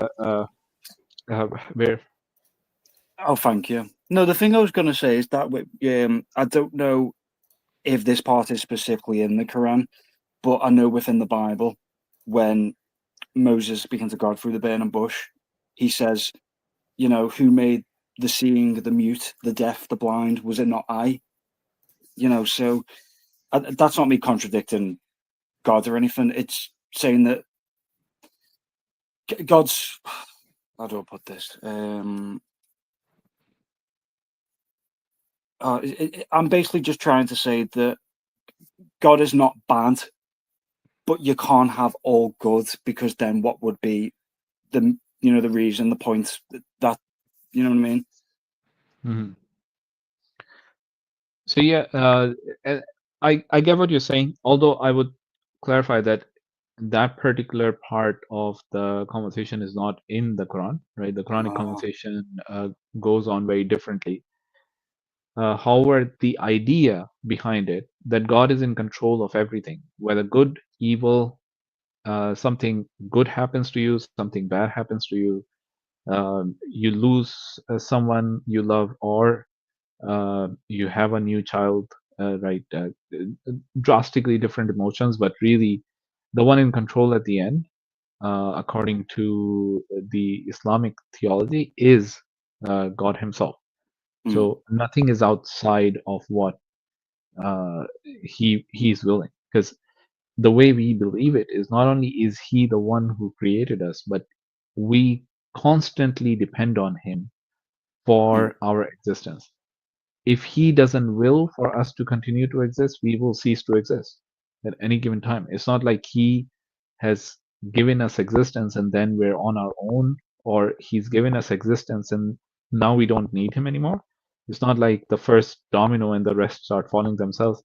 That's not the idea, right? The idea is all of them will fall because He is willing them to fall, right? And there's this active God being very active in our existence, which I think the brother was also talking about early on, right?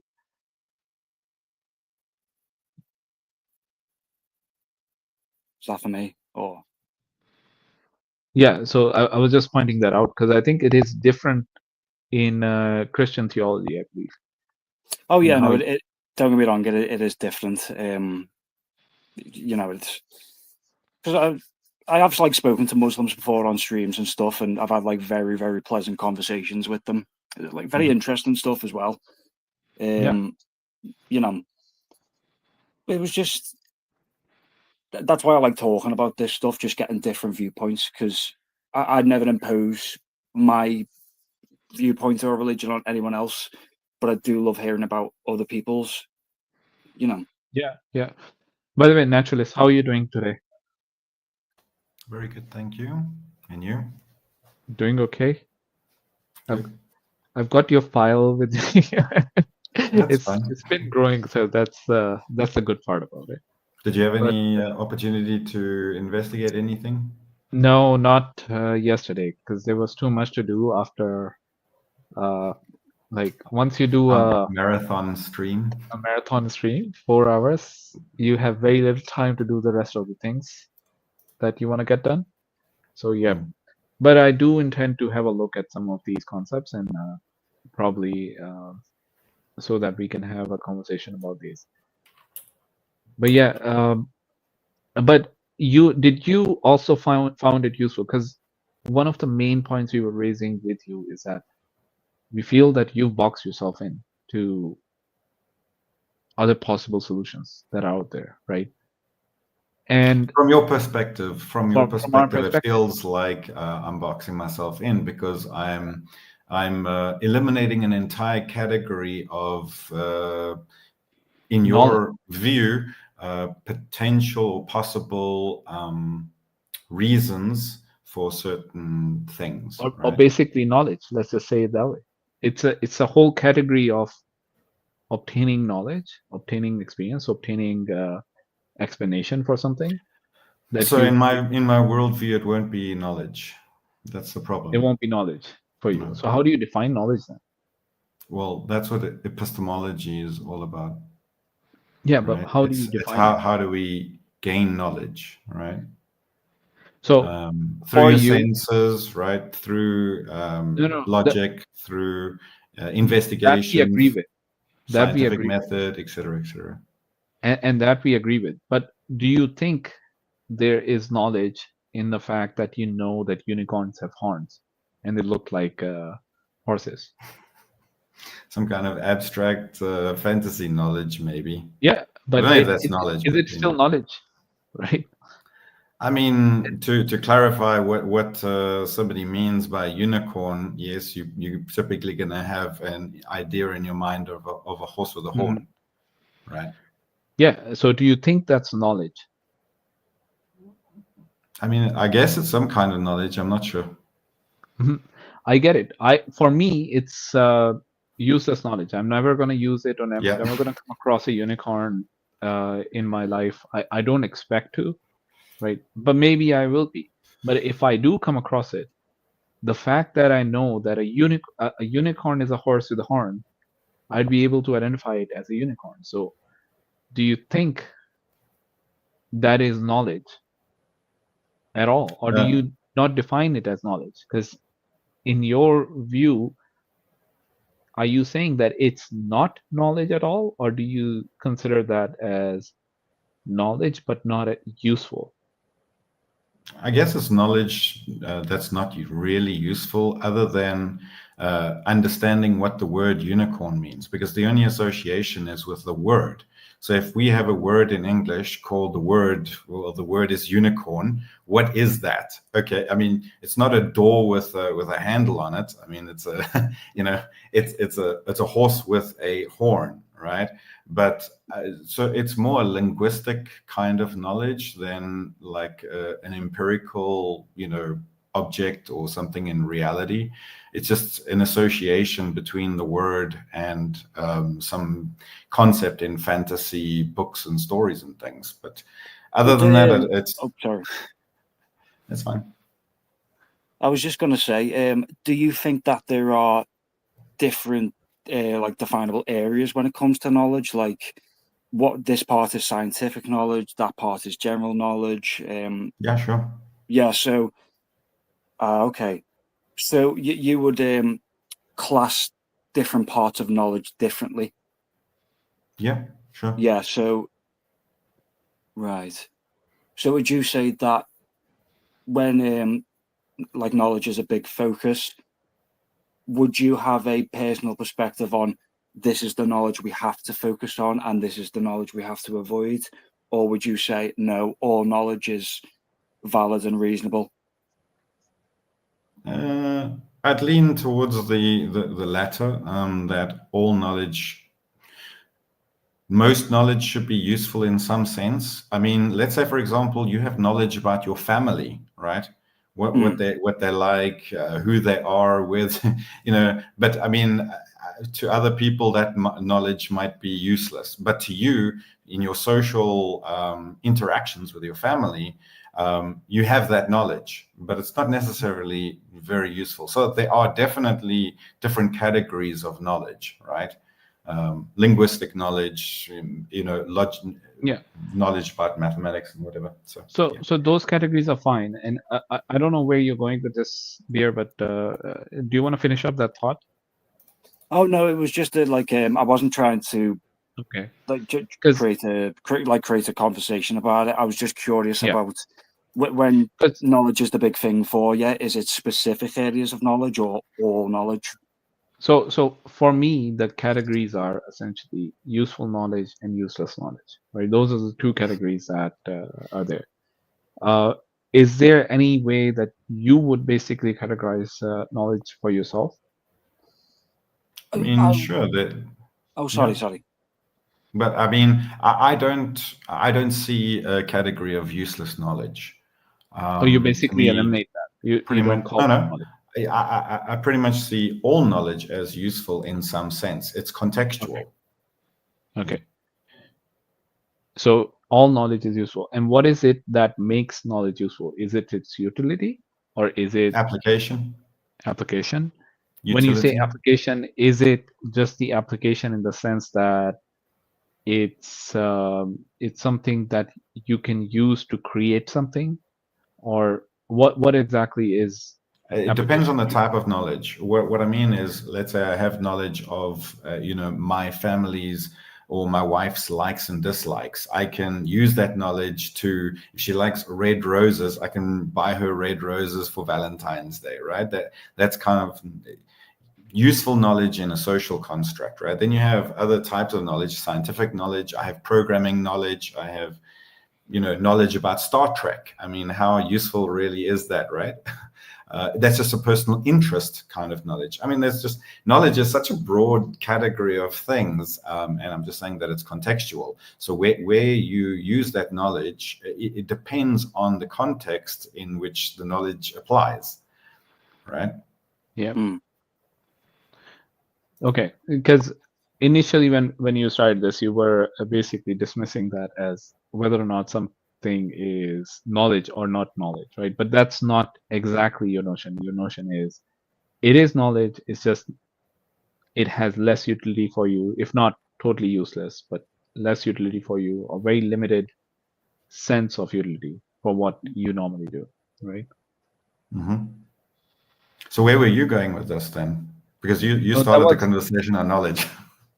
Yeah, so I'll be honest, I actually lost my train of thought on what I was thinking. I'm trying to figure out what it was that made me start, because there was something. Right now, I totally forgot it. Anything else? Do you want to ask something? I mean, personally, I've got a whole bunch of stuff. I took tons of notes. I watched the entire stream again. I went online and did tons of research as well. So yeah, I got tons of notes. Yeah, sure. You can ask the question, and I'll see if I can answer. If not, we'll wait for others. I think you can. Yeah, the biggest thing that stood out from me yesterday was this distinction on supernatural and this hidden world concept that you guys have. Mm-hmm. For me, and Bear and any Christian and any theist, I think that this is probably one of the biggest areas that you need to clarify with a person. What do they consider as part of reality? Okay. And if I say supernatural, I think Muslims it's quite apparent that you guys don't hold the same notion of supernatural than what I do. So when I say supernatural, to you, it might come across as me diminishing what you consider to be reality, because you're considering what we call supernatural as part of your reality, right? And I would say it's got a deeper problem than that, because almost built into the epistemic framework of the naturalist is that supernatural is something that by definition can't be shown to be existent. Yeah. No, it can. And this is where I think that you guys are a little bit uncharitable to atheists. We have the checks and balances in the system to tease out whether or not these entities exist or not. But do you generally, really? Do you really though? Because this is the thing. This is my big. Then we need to define certain concepts and boundaries. Okay? Because that's what I was trying to get to. Right, but if you think about the epistemic framework, though, as soon as something is proven to exist, according to the framework that's used to define whether or not something's provably exists, it therefore is a natural phenomena in some sense. It becomes part of the naturalist worldview. It becomes a thing with cause and effect. Even if it's regarded as an abstract concept in some sense, it becomes a part of the natural order. Yes. And so that's why I say that if you guys are in some sense less charitable to our position, saying that we automatically just disregard. Now, to be fair, I'm not saying a lot of naturalists or a lot of atheists may do that. Just outright rule out anything supernatural. Just be careful with what I was saying. I'm not saying doing it sort of on purpose. So or just saying I just disregard, a priori as a separate axiom. I'm saying that subtly built into the epistemic framework is that as something becomes apparent, it somehow gets folded into the world of the natural, because as soon as it becomes apparent and verifiable, it has some part in the causal network. Yes. You see, that's what I'm getting at when I say can't prove something supernatural by definition. Yeah. Or prove or disprove. So naturalists, let's put it this way. If today we prove to you, or let's just take the idea of your thoughts. Do you consider your thoughts to be part of the natural order, or do you think that's... Yes. You do, right? Mind supervenes on brain. What about my thoughts? Do you consider my thoughts and my concepts that I hold in my mind, do you consider them to be supernatural, natural? Where do you put them? 100% natural. Okay. Also, just to be more precise there, the thoughts would be an abstract concept which have a natural underpinning. Yes. So because naturalism doesn't preclude there being metaphysical entities in the sense of abstractions, like the triangle, the ideal sphere, but ultimately they have some physical manifestation. Landauer's principle is actually a really nice sort of exposition of that, which connects information with physical manifestation of that information. Yeah, but that's different. But that's different from the... Just bear with us for a while, because go on. We're basically trying to make sure that naturalist understands the Islamic paradigm, in which we don't have the supernatural and natural, but we have the hidden and the what's apparent, and the manifest. Right? And so I think the long and short of it in terms of our discussions is I still don't see a good reason to use the terminology of supernatural, because it doesn't seem to work that well in naturalist framework for the problems I outlined before, and that essentially anything that becomes provable gets folded into the causal network. And when applied, we can't then apply an equivalent concept. We don't really have a concept to map this thing onto. So it's not really that well definable. And if we manage to find a definition, I don't see how it'd be particularly useful. Yeah. So I have a way to distinguish this for us, because and I think it's very, very important to understand and to delimit these or to have these separations between these ideas from my perspective. Yes. And we'll get to it, but I just want to make sure, Brother Sam, did you get the original question from Naturalist? I didn't get the question. I just got the Okay. the carry on. You came in the middle of the Yeah. conversation, so I just want to go back to the original question, because what naturalist is asking for is this idea of what the hidden world is in Islam, right? Why were we making that distinction? And I want to point that out, because naturalists, from our perspective, your thoughts are part of the hidden for me. Right? Mhm. I don't have access to what you're thinking, what your concepts might be in your head, and all these things, right? But we believe that God is privy to all of your thoughts and all of your dreams, all of everything essentially. So that's also part of the hidden.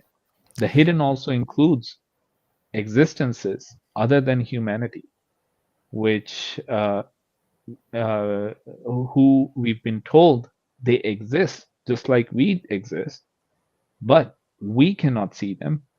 We don't see them, just like we don't see your thoughts. We don't see. Yeah. So the only way to process them really from a naturalist framework is as an abstract concept. Because it's a really important point that you know, hiddenness is not an absolute property of some object. It's relative to people. Allah can reveal or hide things to different people. You know, the same thing can be true, and some people see it and some people not see it. Where see means mental access. Does that make sense? Yeah. Yes, it does. Exactly. So, I mean, like I said, I watched the entire stream. I actually think I understand your concepts of hidden, okay, and where I think we can tease out some of the differences. All right. So, all right. Some of the things that you, so for example, the brain and mental states, I would say, is part of the physical world. It's you know, part of brain states, et cetera, et cetera. So that would kind of, it's a little bit different. So let's just talk about things, because I assume that you don't believe, or you do believe, that we have free will of some sort, and that you have a spirit and a soul, or a soul, and that spirit or soul is somehow your essence or your something inside, and it is controlling the human body, the brain, I would just mind, the careful actions, there. ethics, morals, et cetera. There's a really important distinction to make there, because we have freedom of intentions, but my finger moving from here to here is by the permission of Allah. Everything that's actually physically happening, you know, Allah is doing and is in control. So freedom of intention is not the same as free will, because will includes the capacity. But do you have free will? I have freedom of intention, but that's not the same as free will, because will connects the intention with the capacity to act. But a fundamental is la hawla wa la quwwata illa billah, which means there's no power or might except with Allah, as in anything that actually happens is by Allah, His will or permission. Okay, so but you're basically Faisal, you're on mute and asking, talking. You're So if I have a choice between A and B, I'm the one making the choice between A and B. mm-hmm. Do you get it? Yes, Right, I get it. So Yeah. I mean, ultimately, you guys have a dualistic worldview. Okay, so I'm not sure it's dualistic, or at least I wouldn't use those words. Or in what sense do you think it's dualistic? Because you have a separate mind, or a separate essence, free will, spirit, soul, whatever that is. Let's call it asking Allah if you can move your finger like this, right? He's giving you permission to do it because he's the one controlling. Okay, that yeah. action. So there's a duality in terms of the spirit is in some dual. So you're dualists, and I'm not. I'm a physical monist. I'm not comfortable with calling it dualist just because of the baggage and what that normally implies is just alien to our perspective. I'd rather just sort of say it as we said. It doesn't really matter too much, because the idea is that you have a separate will, essence, whatever, that is controlling, you know, your body through Allah's permission, right? We have intentions. Yeah, we have I was going to say, sorry. Go on. No, I was going to say, so Heikel Faisal, you're Muslim, yes? Mm-hmm. Yeah. Both Islam and myself are Muslims. Yeah. So to say to naturalists, so with myself, I'm a Catholic. Now, I do believe we have free will, but I believe with that free will, we should make notion of our choices and understand our choices and, you know, realize the consequence and the sin of what we do. You know, I mean, I know the Christian position, and I'm pretty. I mean, I get the Islamic position. Pretty much every single naturalist I know of that's pretty much ever existed basically is some sort of determinist. We don't believe in libertarian free will, so I'm pretty sure I can speak for the vast majority of naturalists. When it comes to like libertarian free will, that is, it's something that can't be or like won't be achieved just to like the state of the world now. But you know, and there is that societal like pressure and what we're born into and stuff. I believe we still do have free will. It's just we can't exercise it as much as we want without societal and, if you're religious, theological punishment. Well, I mean, this is one of the reasons why I think the Islamic clean distinction between will and intention is quite neat and quite important here. And it connects to this fundamentally in that we're only judged by our intentions, not by the actions and their consequences. So, you know, when we go to Judgment Day, you know, Allah will judge us based on, you know, sure, our speech and our actions will be evidence that's sort of called, but it's the intentions that you get judged on, because that's where you actually have genuine freedom, if that makes sense. The actual actions themselves and their consequences is all under God's control the whole time. Okay. I see major problems with the problem of evil and Epicurus's stance on the problem of evil. I can appreciate your that position because I can appreciate you see them, but I just also want to try and get back on track quickly, if you don't mind. Yeah, let's get back to this because I'm really interested in the world and the in supernatural, right? So I'm really interested, particularly in why it's important for you to maintain the concept of supernatural and how you do that distinction. All right. So yesterday I was, I think I was focusing maybe on the wrong part of my ontology, which was causal closure. There's another part in there which is flip. I can't even remember what it's called, but basically everything abides by the laws of nature. Now, so the question for me to you is, how does the hidden world interact with the physical world without violating natural laws? And if it does violate them, wouldn't that make it supernatural in the naturalist sense?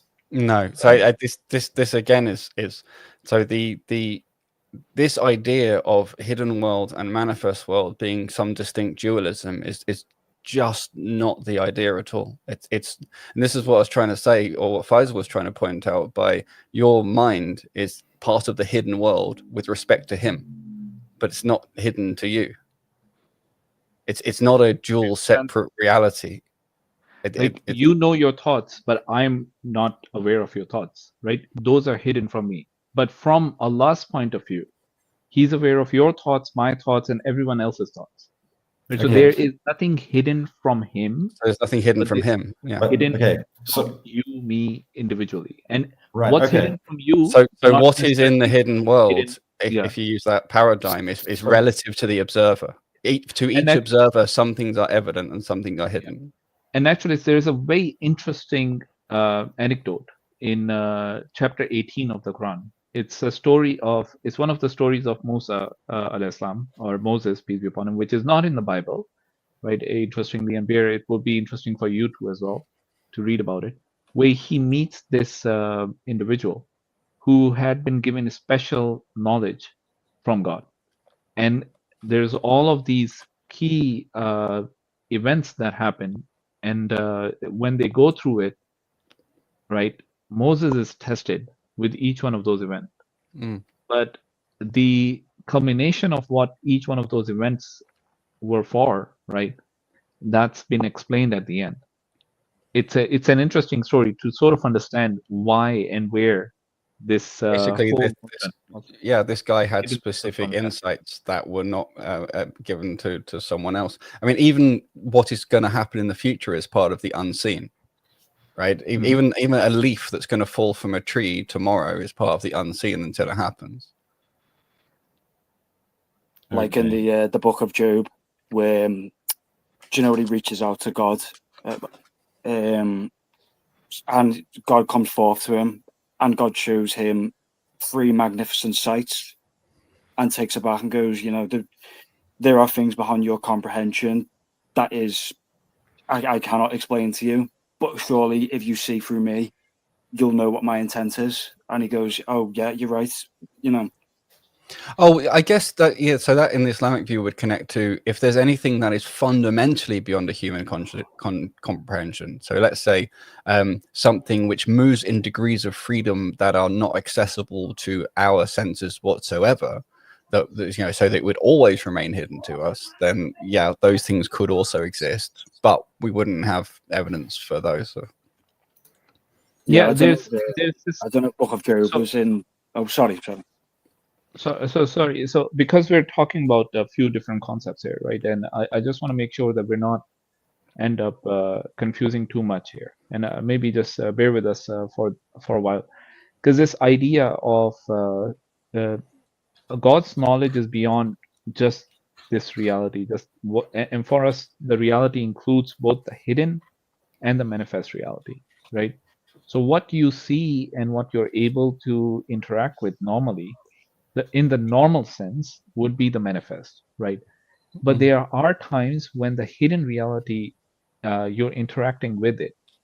Do you understand? Like you as an individual are interacting with your thoughts, which are hidden to someone else, right? But when you inform me about what your thoughts are, right, I'm able to now becomes part of the manifest. Yeah, and that's literally the word used is actually the same word as for testify or to give testimony. So you know, it's really, you know, it's a really good example in that case.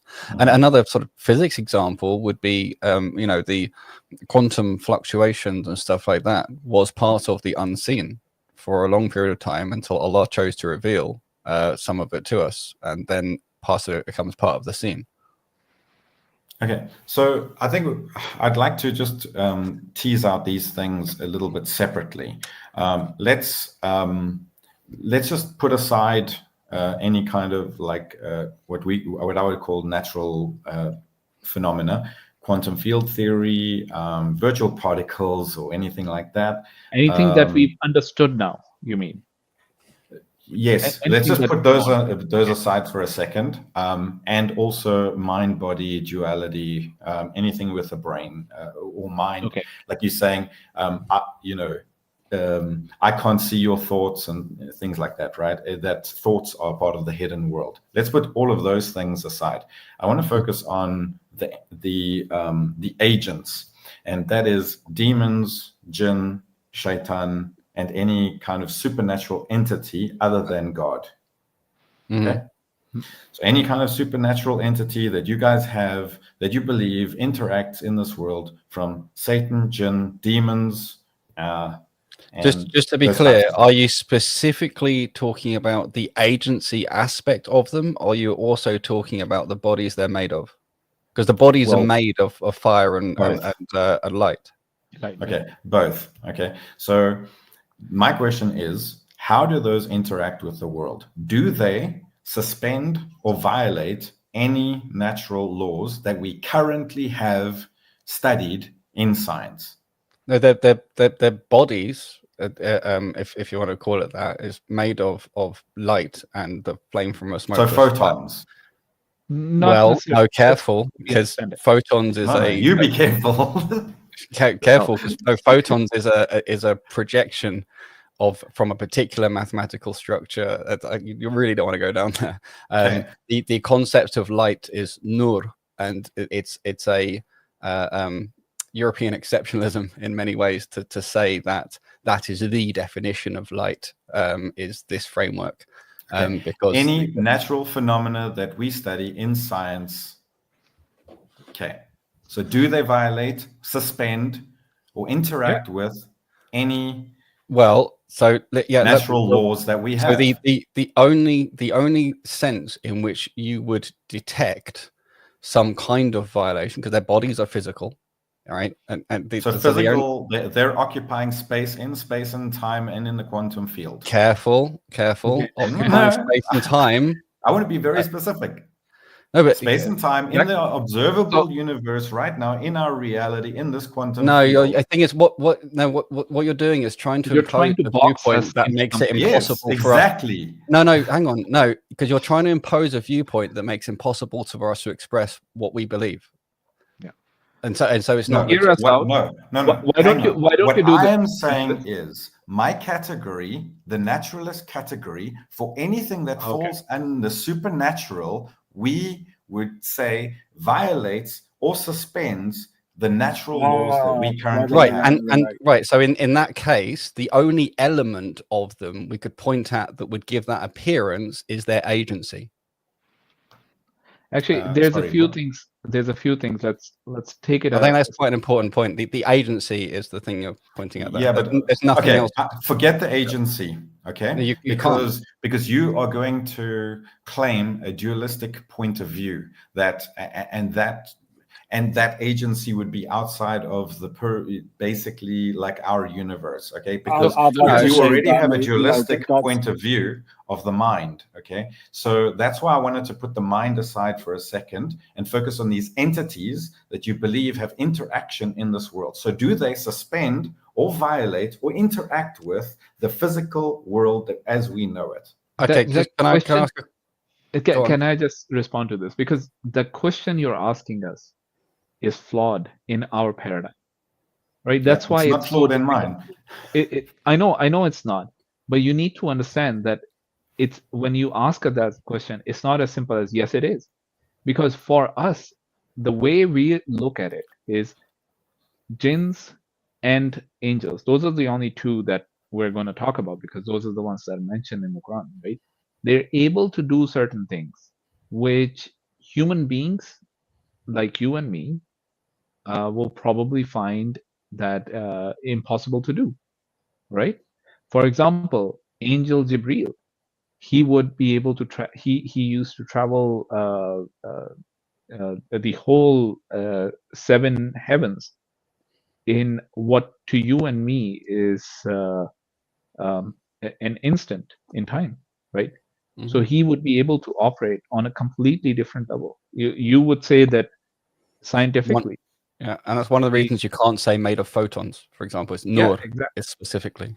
Well, the thing as well is that, if we go back to Moses, when God brought the wrath of wonders upon Egypt, turning, the water to blood, splitting the Red Sea, calling upon the locusts and the frogs, that you could say, that did violate natural law, but but actually everything that happened can exist or can happen within natural law. If you take aside the splitting of the seas for a moment, because that's an interesting sort of side piece, but the rest of them are all, a plague of locusts, in the normal natural order, that plague wouldn't suddenly appear as it did and so on. So do you count that as a violation? Because each individual locust movement is actually fully within because there have been locust swarms.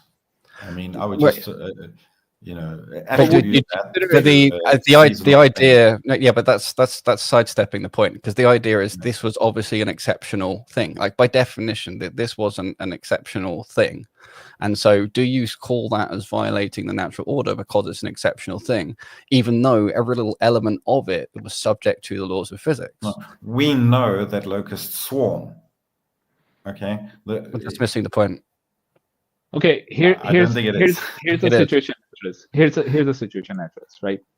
I come to you and say, right, naturalist, if today you don't give me 10,000 grand, right, or 10 grand, not 10,000 grand, that will be sort of 10 million. But let's say if you don't give me 10 grand, right, today, then you will not have any power for a whole week, okay? And you just say, oh, that's nonsense, and then I go away, right? You deny me the 10 grand that I asked you for, and all of a sudden, for a whole week, your power goes out, okay? A week later, your power's back. I come back to you and say, if you don't give me 100 grand now, Okay, I gave you an opportunity. Now it's 100 grand. If you don't give me 100 grand immediately, all right, you're gonna have mold everywhere in your house. Okay. Now you again say no. That was a freak accident. It was caused because the pole in the corner. You may be the person who did this to the pole, right? You can come up with any number of naturalistic explanations for why it happened. And I said, okay, then your whole house would be full of mold. And you said, no, I'm still not giving you. I go away, house filled with mold, right? Black mold everywhere, right? Now, this happens 3 or 4 times. And whenever I say this is going to happen to you, that happens. Do you still consider that as, oh, this was all natural? Or do you think that there is something more? I mean, you're giving me 2 options, but my mind is racing with the thoughts of what you just said. So just give me a minute to parse it out. Yeah, sure. First of all, you're coming up with a hypothetical scenario. Okay. Second of all, I don't believe that half of the reports that are reported in the Bible or the Quran actually happened. I think that they are fantastical reports. They are, there's fantastical claims that require fantastical evidence, basically, right? Remember what I said about I just don't. I just couldn't. I wouldn't. Stories over time have become embellished, and I would investigate this. I mean, okay, look, if my house was just absolutely filled with mold, yeah, sure, I don't think that there would be too many naturalistic explanations for that. But you're creating a hypothetical scenario that I don't actually think exists. I think the point of what he's getting at is that each of those things could individually have some naturalistic explanation, but having threatened it and then it happening, and then first time you call it a fluke or a freak, and how many times does it have to happen before it's potentially something more than that? And the paradox I was going to say, I could actually give you a historical factoid. So when Genghis Khan started pillaging his way into the Roman Empire, as he was on his way through, he met with Pope Leo. And as Genghis Khan was about to strike him down, Genghis Khan saw a red hooded figure behind him going, if you strike him, you and your army will be laid waste. And Genghis Khan went, oh, right, I won't do that then. And Pope Leo took him into a house, spoke to him, and Genghis Khan just left. So that's taking it into a slightly different. It's an interesting question to take up in terms of is that more or less believable than alternative? Is that apocryphal? Is it believable? How well attested and so on? But we want to really home in on this thing about supernatural, because that's sort of what the this is the crux of the matter. The difficulty is because I know from, because I used to argue and have the exact position that you have now, especially regarding this thing about supernatural stuff, and I ended up coming to where I am now, realizing that for me the only way to deal with it was to realize that the very concept of supernatural that a naturalist holds doesn't really work. It's a self-defeating, self-problematic thing, but moreover, like, it doesn't hold any weight or structure or ability to express the concepts it's designed to express vis-a-vis jinns and angels. And for me, I just don't see it that way. No, so the naturalist, here's the thing. For me, what stands out in this discussion is that even before you've analyzed those situations, because I'm telling you in this particular scenario, this is exactly the same kind of reaction the Pharaoh had. He wanted a naturalistic explanation and he kept denying Moses multiple times. Right? Until I don't even believe that Moses existed. So the whole story of Moses is a moot point. That's fine. And I give you, right? You don't have to follow the believe what he's it. getting at. I understand, What but I'm we trying to need to point out here. create a realistic Exactly. So, example. Again, naturalists. Yeah. Here's the thing, right? The before we even get into the idea, you've actually disallowed yourself from even entertaining the thought. No, because of your I paradigm. said if the house was filled with mold, I would be open to some kind of supernatural explanation. And all right? like I said, I there's said that. 3 or 4 more times I come to you, and each Sure. time I keep increasing it. But I also And said each this is time when I say the next thing hypothetical. would happen, you're gonna get measles, and you would be bedridden for 4 days, and that's what ends up happening.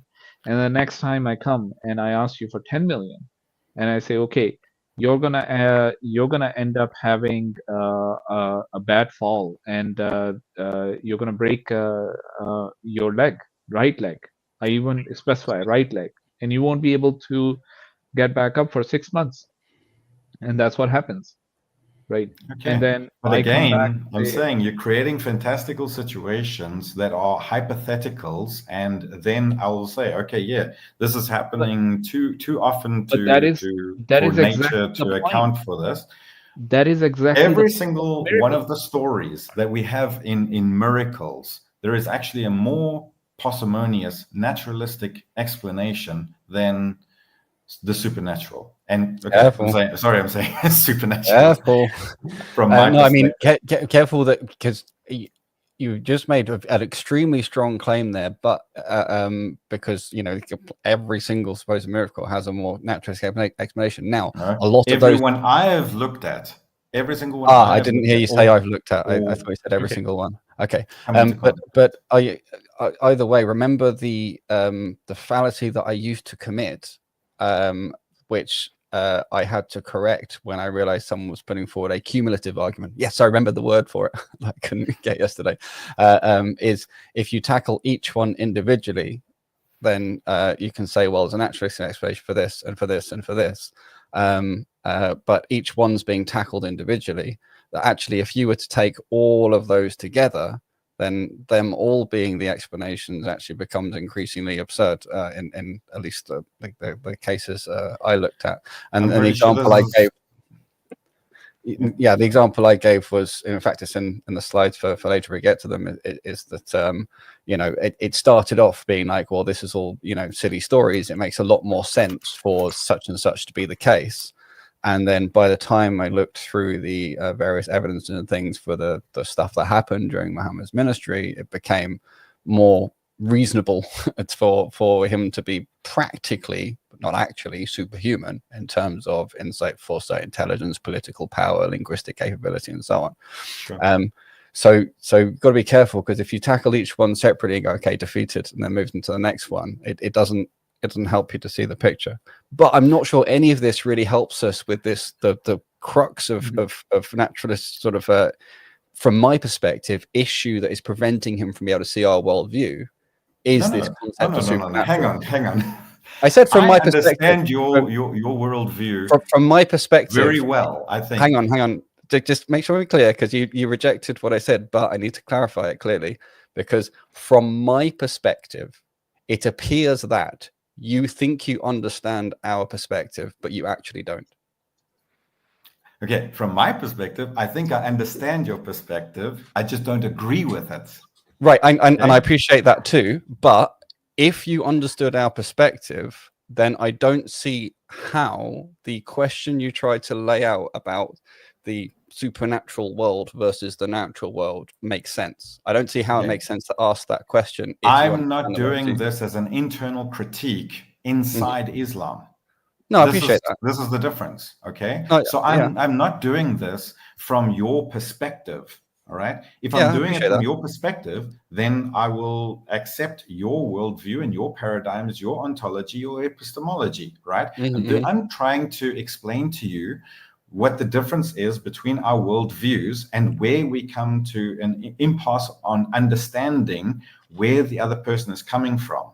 From my perspective, okay, if it doesn't fall within the laws of nature, if it's not, there's no cause and effect, if it's, you know, if it's not testable and verifiable and falsifiable, okay, then it's not within what we call the natural world, and therefore it is supernatural, outside of nature. But okay? hang on a minute. So that's What you put in there includes. I'm trying to help you to distinguish, Right, or but for us to think about it. understand the boundary. Yeah, but what you put in there includes verifiable and falsifiable, which means that it can't be proven to exist by definition. What do you mean it can't be proven to exist? Because you added verifiable and falsifiability, right, into this thing. So everything that's outside of that domain, but that also means, but okay. So you're talking about the thing that is outside of potentially being verifiable or shown to exist, right? Yes. So the bottom line is your perception of or your understanding of the hidden world violates our epistemic constraints. That's the bottom line. Our epistemic constraints are: it needs to be testable, verifiable, etc., etc. And does it interact with the laws of nature? Does it suspend them? Okay. And do they fall under the laws of nature? Like, can an angel violate the laws of nature? Can a jinn violate what we call the laws of nature? So can a jinn, I'm a determinist, so here's my brain, I've got a thought, can a jinn, okay, from somehow interact with and cause me to have a thought I did not want to have by my deterministic worldview? Can a jinn interact and cause you to have a thought? Well, let me see how close we can get with that one. They could whisper, and the whisper appear in your brain. And if you choose to accept that whisper, then it would have an effect on your thoughts. If you reject it, then it would not. Would that count? Are they violating the laws of nature to whisper into my ear? Okay, was it determined from the Big Bang, from the moment if by laws of nature, if by laws of nature you mean the ones we're currently aware of, maybe. Yeah. Yes. But if you mean by laws of nature all of the laws with everything that exists in nature, not just the ones we humans currently know. No, because then it's going to basically fall into your category of... Okay, but naturalists, hang on a minute. This is important, because if you're talking about the laws we currently know, there's currently phenomena that violate those laws. Galaxies are one of them. Black holes as well. So that makes galaxies supernatural for the moment. No. Exactly, right? We can still study them. This is an important point. Interacting with this is a really important point. The laws of nature. I think you really need to think about this thing, because if you're saying, oh no, laws of nature can't include, any laws that we don't know as well. We're just talking laws of nature means the one we know now. Well, by that definition, galaxies are currently supernatural until we understand the laws of nature by which they actually operate. How are galaxies supernatural? Because of the problem of dark matter and the fact that their spinning rate is not explicable in terms of current understandings of general relativity and stellar formation and all that. Okay, but galaxies are basically just a very large cluster of stars. Right, but they Galaxy currently by itself, with galaxies. stars, Galaxies currently appear to violate the laws of physics, the laws of natural laws that we know. That's why there's this whole concept of dark matter and this whole open problem in that area of physics. Okay. And the long story. And there are loads of other examples. Like that's just a clear one. And just so you know that we don't. I'm sure every other naturalist and atheist watching the stream right now is saying, "Why don't you say this? Why don't you say that? Why don't you remember this?" And it's like my mind just went blank on like dark matter. Maybe they will, but the better they understand dark matter, physics, dark the energy more they'll falls understand under what we call natural laws. Okay. Yeah, but well, it's the thing. When you say we, who are you even referring to? Because many physicists, especially theoretical physicists, and many philosophers of science will use the definition of natural law I gave. Graham Oppy uses the kind of idea of natural law I gave, which is all of the actual rules, including the ones we don't currently know. but you rejected that, and it's the rejection of that caused the problem.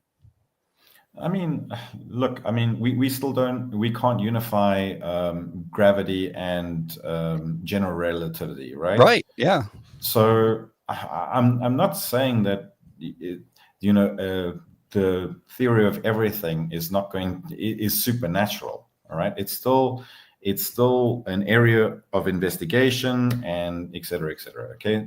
So is angels and I think you're putting constraints, like unfair constraints, basically. I don't think I'm putting unfair constraints. I think I'm pointing. We could say we can say the same about you. You're putting unfair constraints on us when you. No, but he's doing an internal critique. I'm not doing an internal critique on Islam. He's doing an internal critique on the naturalistic point of my worldview. Part of it was there's a few things. It was saying, okay, if it appears to me, if you take the definition where the laws refers to the ones we currently know, then you have this problem where things you evidently don't want to count as supernatural would have to count as supernatural. If you take a definition of laws to include all the ones we don't currently know as well, just the whole system of them, then obviously angels and jinn don't violate natural laws according to us, except the agency element. The only, trying to work with you best I can, the only violation of natural law in humans as well, by the way, is the agency concept. And and it's interesting that things that are alive do sort of fight against entropy. I'd like to say as well that that's actually one of the definitions that's been proposed for something to be alive is that it fights entropy, which is a violation of law. So yeah, agency is the only thing I can point to. Its actual bodies wouldn't violate the whole gamut of laws, but it will violate potentially some of the laws we know. But that's not really a problem. Even if you just include the laws that we currently know and we currently have, would jinn violate those laws? Forget the ones that we haven't discovered yet. Do they violate the current laws? The safest answer you're not going to like, which is Allahu Alam, which means God knows best. Because it's theoretically possible. In fact, it's quite likely that they operate according to some elements of reality that are not fully revealed to us. But it also they do operate within elements of reality that we know very well.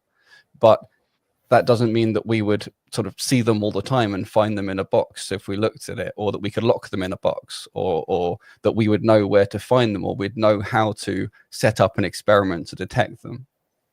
So, naturalist, what would you do if you end up seeing the angel in front of you, or a jinn, either one of those? What will be your? My immediate reaction will be, I'm going crazy. Okay. Yeah.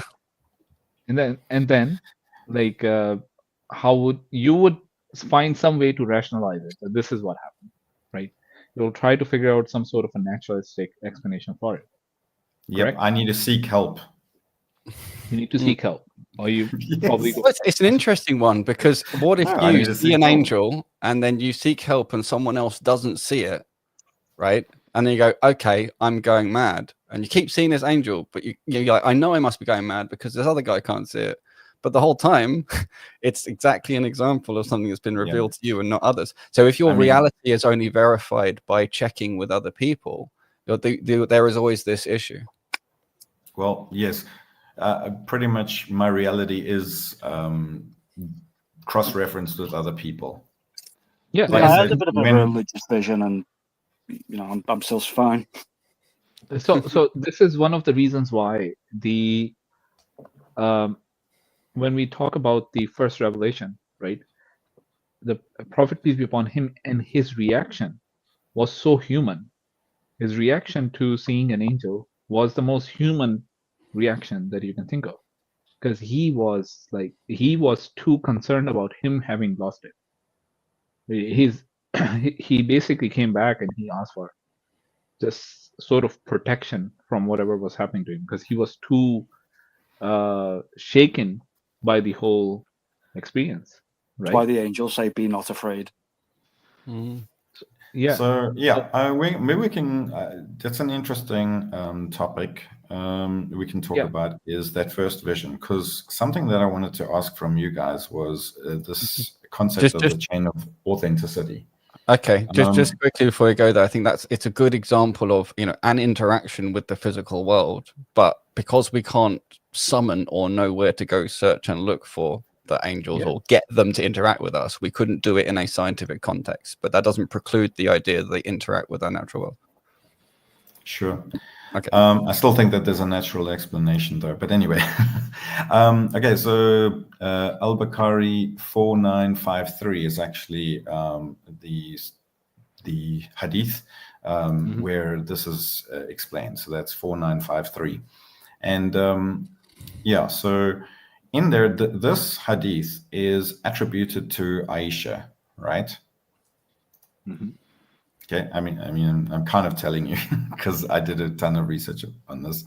Okay, that's so the chain of narration or chain of authenticity from Al-Bukhari goes back to Bakyar and then Layth and then Khalid. I'm butchering these names, I know, but it's just to give you an idea. Then Al-Zuri and then Al-Zabair and then to Aisha.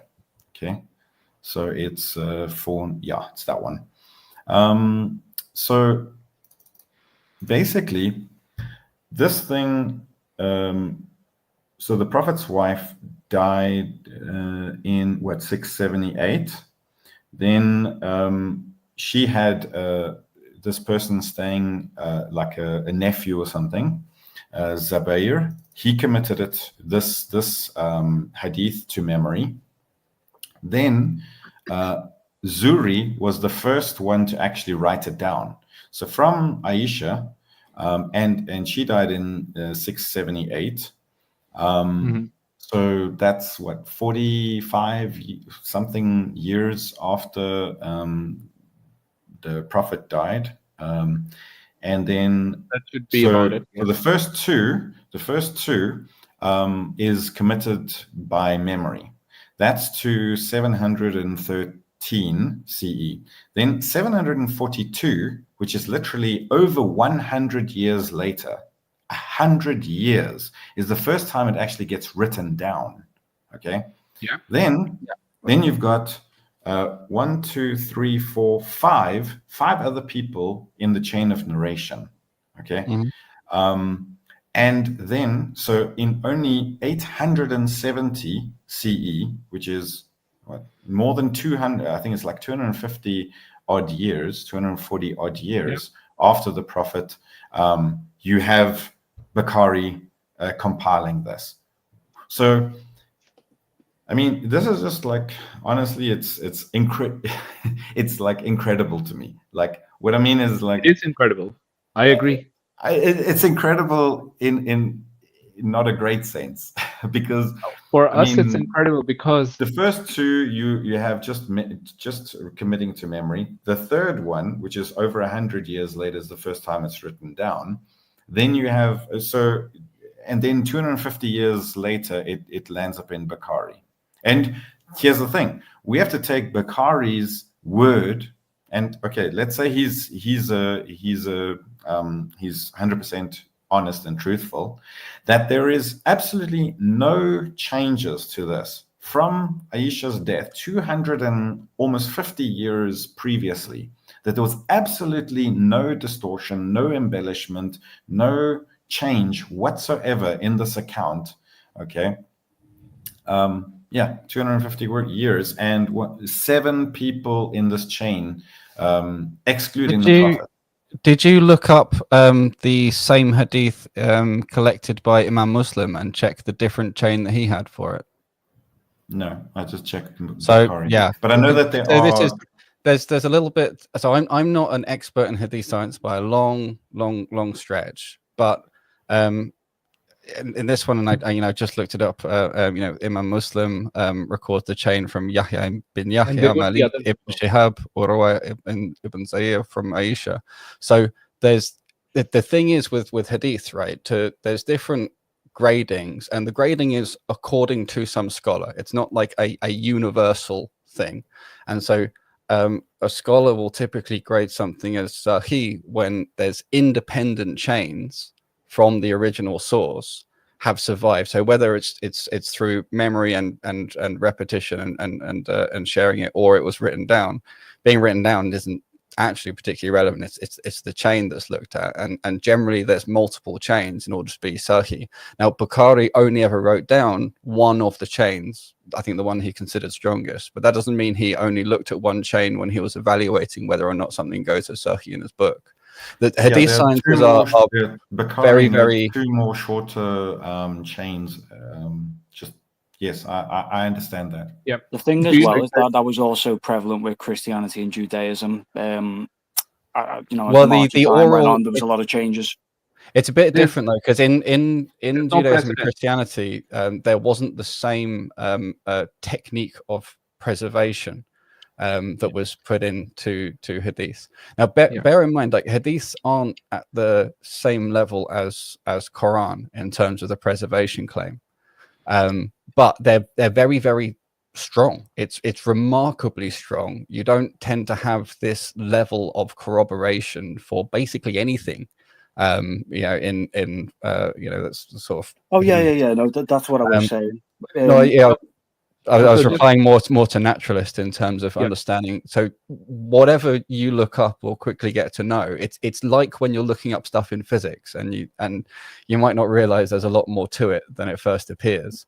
Hadith science is a very. I've been listening to Muslims for 3 years now, so I just want to ask you this, naturalist. Yeah. How many hadiths do you think Bukhari was aware of? And how many did he commit to memory? I don't know, but I'm pretty sure it's like thousands. No, not thousands. Not thousands.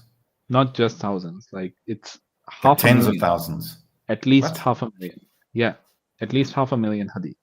It wasn't 500,000. I don't think. I don't know if anyone can remember that. It's interesting you say that. Memories used to be much better. People, when they studied, used to literally memorize a book, and you weren't considered to have studied unless you'd memorized the book. Yeah, let me just finish this thought, because it's important to understand the person we're talking about and what he did. Right? It's you may be able to dismiss this because there's no precedent for this. There is. It's like a Rain Man. Yeah, sorry. There is. It's a bit like a Rain Man, a guy with this just like amazing photographic memory. I'm not questioning him. It's not just about the Rain Man thing, right? The work that he did, right, on what he actually put together and the kind of what this actually means. So when we talk about the preservation of the hadith and this whole science that was developed, not only did Bukhari know from memory, and he could reproduce from memory. When somebody would basically say, okay, they will tell you a hadith, they would test him, and that's how the muhaddithun were tested, that they would be given a hadith, that this is the hadith, and there would be some flaw in it. For example, the chain would have been mixed up with some other hadith, right? And the matan, or the wordings in the hadith, would be mixed up essentially. Slightly you would give, so you have the matan with a chain that has been altered, or the chain that has been mixed with a different hadith. Now, Bukhari was able to tell from memory when this was shotgunned to him. People would basically, 10 different people would sit in front of him and say, this is a hadith, this is a hadith, this is a hadith. Each one of them would bring the hadith to him, and he would correct each one of them in where the chain was wrong, where the matan might be wrong, right? And he would be able to do all of this from memory. And this is a person, a living encyclopedia, who basically decided that these are the ones that are most trustworthy. And that's how he came up with the Sahih. Now, what he has done, what the whole concept of Hadith sciences, and the reason why we call it sciences is because this idea of being able to verify things, that actually comes from developing these science. This was developed as a science, right? So the Hadith sciences includes this understanding and the knowledge of people, the ilmul rijal that we call, the knowledge of men. So everyone in that chain, right? Bukhari would know their whole biography. Where was that person born, right? Where did he travel? How good was his memory at the start of his the start of his life to middle of his life to end of his life, right? How trustworthy was he? Did he ever say something or do something which would discredit him, right?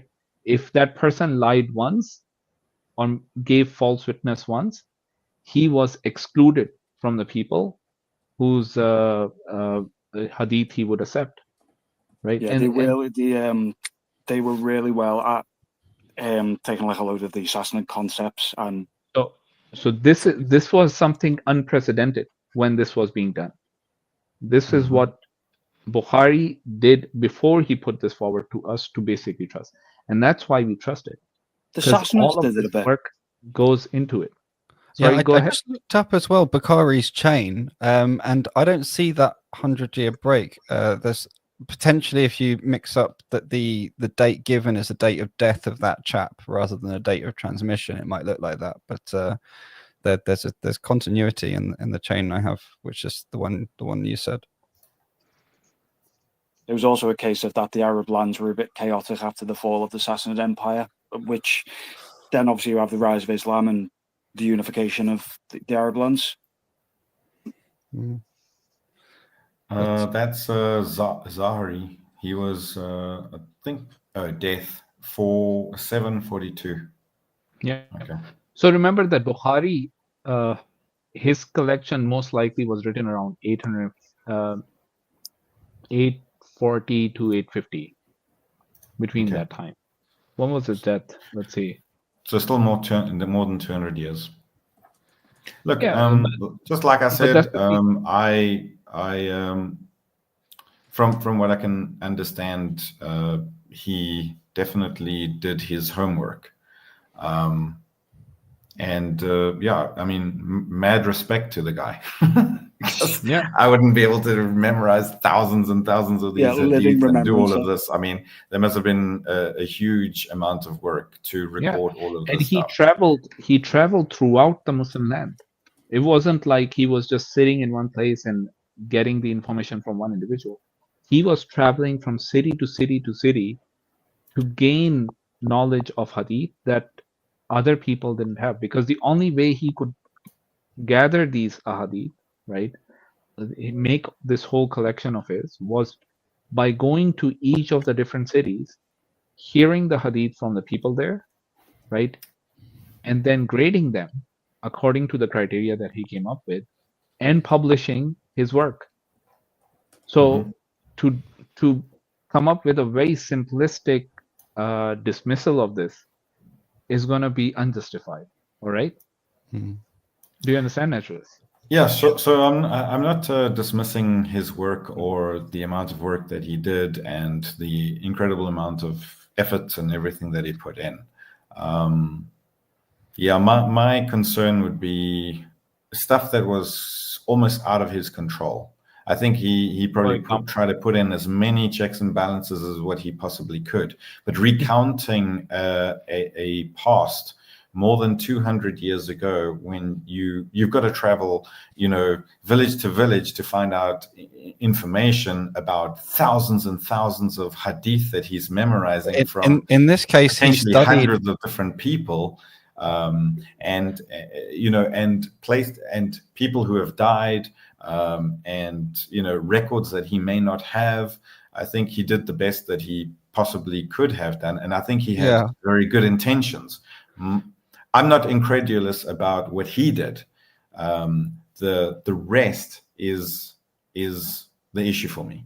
Right. So there's quite a few things to say here. I mean, for one, the person that Bukhari got this from, Abdullah bin Yusuf al-Tanzi, that he 24 years overlap and he studied under him. So it's not like a random difference thing here. But the thing is, Bukhari, Allah bless him, wasn't a prophet. We don't treat Bukhari and Muslim, etc., as if they're prophets. only Muhammad Sallallahu Alaihi Wasallam was a prophet. What we do is we do our very best due diligence, and it is quite a high standard of due diligence to do our very best to understand what was transmitted and given by Prophet Sallallahu Alaihi Wasallam. And we have to make our judgments, and we have to do our best. And this is essentially how this comes about, and this is the role that hadiths play. You can't leave out all the hadiths just in case something was mistransmitted despite the best efforts, because you really need them to fill in a lot of gaps, because the Quran is a small, concise book, knowing full well that the hadith was coming, essentially, right? So you can't do without a hadith, but you also can't treat them as if their preservation is identical to the preservation in the Quran, because preservation of the Quran is different. But it is very solid, at the end of the day, everyone can, if they want to, just like with physics, if they really want to know if this is really, really from him and get themselves satisfied, they'd have to dig in. Just like if you really, really want to know something about virtual photons, you'd have to dig in a lot about the nature of quantum field theory. Is any of his okay, so there's about 3 or 4 people before him that would have had written records, because this guy Zuri is apparently the first guy who actually wrote down, and he's 3rd generation. So my question is, the source material of Bukhari, where is that? Do you have access to the source material, the earliest source material? What source material do you have? So let me just finish this. So what Bukhari was dealing with, right? You need to understand that predominantly most of the material that he's using is oral transmission, right? He's not dealing with written material per se. Actually in Islamic Hadith sciences, written material wasn't as favored as oral material. Are you aware of this particular? I mean, I am very well aware of the strong oral tradition in Islam, but that just a specific point that oral was treated as in many cases more reliable than written. Yeah, and there was a reason why that was the case, because when it comes to the written material, today we have all of these writings of history, but do you know who are the people who wrote those down? Naturally, not necessarily. Yeah, it depends on who you're on about. Some parts we don't know, but some parts we do know, Rosa. Yeah, so for us, it was critical that not only did we receive the message, but also we know who we're receiving it from. Because this is really how, if you think about how you go about in your life, those are the 2 things that matter. Who are you getting the message from, and what the message is. Okay, so for example, if somebody comes and gives you medical advice, and that person is not a doctor, right? You're going to be a bit skeptical about it, right? But if they're if they are a doctor and they tell you to drink poison, you're still going to be skeptical. So that's how it works. Both have to match. When you get down to it, this is when you get down to what Hadith sciences are doing. But you'll realize it's the most natural way of gathering information, the most natural, most human way of gathering information. All right. Do you understand, Naturalist? It was also unprecedented for its time. This level of rigor was pretty unprecedented. So the idea, if somebody comes to you and you know that person keeps playing tricks on you, right? And he comes and says, there's a fire in your backyard, right? You're going to be, stop joking with me. That will be your response. But you know that a person who never jokes with you, and he comes and tells you there's a fire in your backyard, what will be your reaction? You're actually going to get up and say, oh my God, what's happening? You're going to be less skeptical about the information that you're receiving. That's a very basic nutshell, what we're talking about. Each of the people that we have in the chain have been verified to be truthful. They have never lied. They've never been known to lie about something. And you need to understand that lying about the Prophet, peace be upon him, is actually considered a sin. And it's not just a small sin, it's a major sin in Islam. Right? It can throw you out. In some cases, it can throw you out of the folds of Islam. Right? It's a major, major sin. Okay? So when you're doing this, right, when you're verifying all of this information, you know that person never lies. He's never given false testimony. He's someone who is reliable. He's someone who has a good memory. There are all of these criteria on which you're gauging this particular idea of whether to trust that person's transmission or not. Okay.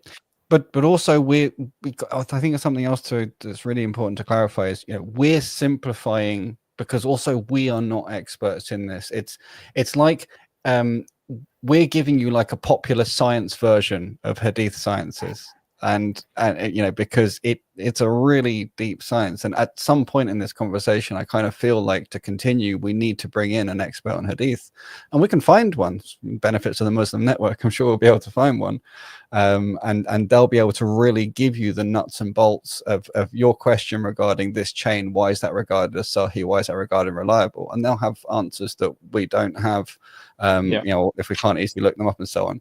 But you know, if something's got to the level of sahih, they will have done 100 times the research that you'll be able to do, and you know, under fear of serious consequences if they don't do it super diligently. Yeah. So at some point it becomes kind of like, you know, unreasonable to have to go too much further, at least in practice. That's fine. I just wanted to ask a couple of questions about that. I wasn't you know, it wasn't like a gotcha moment or something. Oh, I didn't take it as a gotcha. I thought for me it was a lovely teachable moment, because I used to have exactly this thought again about Hadith, and it didn't come across as a gotcha moment either. Yeah, it didn't come across as that at all. So so yeah, because I used to wonder, you know, how Kareem would put so much weight in these, you know, transmitted historical documents, and I'm like surely, like, you know, every historical, you know, relay of something is just full of manipulation and errors and stuff, and he's like, check this out, and where I looked, like, wow, this is incredible. Like, this is an unprecedented level of but the interesting thing is, this Hadith sciences, it really was the first time this kind of method of cross-examination and taking down all these kind of details to verify historical record was taken, and this became a template that got sort of became the seed, if you like, for a lot of the versions of science and the rigorization of analysis that later got handed over to the Europeans. Actually, there's a parallel that I want to draw here, Naturalists. If you remember, we had this conversation a couple of streams back, right, where we talked about testimonial evidence, how most of the evidence that you are dealing with is not necessarily scientific, in the sense that you are not the one who's done the analysis. You're not the one who's done experimentation, right? Yeah. And you actually told us that certain evidence is more reliable. Certain testimonies are more reliable than others, right? This is essentially very similar to the idea that we hold when it comes to this. Okay. Is it more reliable, less reliable? Where does it stand? And that's how we grade the Hadith. That, okay, these all people are trustable. Okay, they're going to transmit honestly, with authority. They have a good memory. They met each other. There's a link. There's no broken chain and things like that, right? That you analyze before you come to the conclusion whether or not this can be traced back to the Prophet, peace be upon him, or not. Okay, so that's the idea behind it. So this is the method that we came up with as Muslims, and it is unprecedented in history that this much rigorous work was done on making sure that the words of the Prophet were transmitted. I was going to say, would I be like to ask you guys something? Sure. Yeah, because I've had like talks with Muslims on other streams in the past. like I always ask them on this. Could I ask you then? So do you know, like with Catholicism, they've got saints. I know with Islam, it's a monotheistic religion. You know, one God. Could I ask you though? Do you have any opinion on saints? Do you think it's like a Catholic thing? Is it wrong because they're venerating someone else, or is it they're venerating, but it leads back to the Lord? Yeah. So good question, because from our perspective, right, we don't think that if a Christian is believing in the Trinity, that they're being truly monotheistic. And I understand how the Christians define the Trinity, the concept of the Trinity is defined differently depending on who you ask.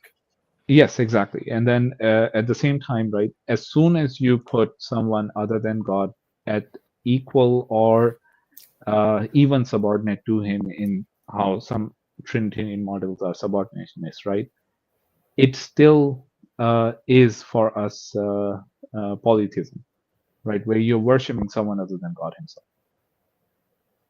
Could you worship, well, not so much worship, but venerate that particular saint towards God, if that makes sense? No, so we don't do that. And even there are certain practices of saints sort of worshipping at mausoleums and places of where saints are buried in Islam, right? Those are still considered as shirk, and shirk is one of the biggest sins in Islam, right? We don't think that is appropriate. It is because in our understanding, only the one who created us is worthy of worship, right? Yeah. We do not worship anyone other than him. So anything other than him is a creation, and as soon as you're worshiping the creation, you're committing shirk. So whether it's a saint, whether it's in Catholic sense, right, the Holy Spirit, or the the Son Father, of the God, Son, right? yeah. That is, in our interpretation, it is shirk, it is polytheism. Right. Yeah, it depends on who you ask as well, because there's some Christians who disregard the Trinity. I know if it's still the same for Catholics, there's co-substantiation, where it's all equal but all not. I don't know what the Orthodox think. Yeah, I would say if you want to have a conversation about the Trinity, because we have a special stream for Trinitarian Christians to have that discussion on, and I'll just warn you, because in that one it won't be a simple discussion. It's more of No, I know the Trinity talk will be a load of yes, it is ringing, pretty low. yeah. All right, so up to you. If you ever want to challenge your faith, you're welcome to come up there. I'll have to get a drink then beforehand. Sure. But Naturalist, does it help you in understanding this particular aspect, right? Yeah, sure. Yeah. So when you realize, right, that it's about, see, at the end of the day, it's about testimonial evidence. Whether you're trusting testimonial evidence, whether it's the testimonial evidence from these scientists, or it's a testimonial evidence from history. Right? Oh, I'm sorry to cut you off, guys. I've got to disappear now, but I will leave you in peace. Thank you for having me on the stream, by the way. It's been very, very interesting, very informative. Hopefully I will do this again sometime with you, but again, thank you for having me, and I hope you have a lovely evening. All right. Take care. Thank you. Bye. Faisal, if you have anybody in the back chat, I just want to let this, if you want to, I can go backstage, or I can keep quiet if you want to bring anybody else on. I'm just waiting for Islam to come back, and when the brother is back, we can continue. Yeah. But so, I hope...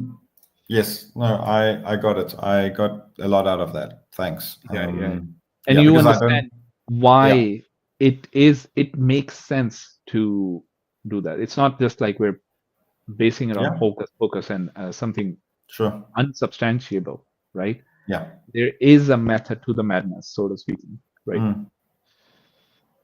Yeah, no, it's pretty cool.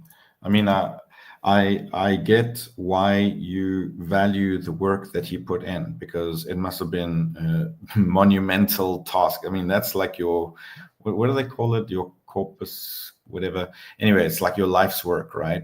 It's like the greatest thing that you've basically ever done in your life. It's not just that. It's actually, the work was sort of completed with these Sahis, the two Sahis and the other books coming out, right? It started way before. It started at the time of the Prophet. There were Hadith being written down by the companions as well, who were able to read and write. They would sometimes do that, right? Mm-hmm. It's just that it was discouraged at the start because the Quran hadn't been compiled. Mm-hmm. Okay, so once the Quran was compiled, right, and it was canonized, there was this sort of a level of how should I put it? Ease was given that, okay, go to the Hadith and all of this. So even during the lifetimes of the first few companions, Abu Bakr radiallahu anhu, Umar radiallahu anhu, and all of the four Khalifas, right? The precedence of what the Hadith were, and that the Hadith had basically a legal standing, right? That was already made. Because these people, they knew the Prophet for such a long time that most of his life was part of their living memory. So Abu Bakr, when he would do certain things, right, he knew that this is what the Prophet said or did, because he was there most of the time with the Prophet. Mm-hmm. He was like not only his companion, he was also his servant, he was also his friend, he was also his father-in-law, right? He was also his friend before he became a prophet, right? So this guy is like your best friend for 40 plus years, Mm-hmm. right? And yeah, I've seen the story of Abu Bakr. Yeah. So then Umar radiallahu anhu, Uthman radiallahu anhu, and all of these people, right? So these people knew him. They lived through that. They went through that journey with him. So they knew what the Prophet did or told them to do.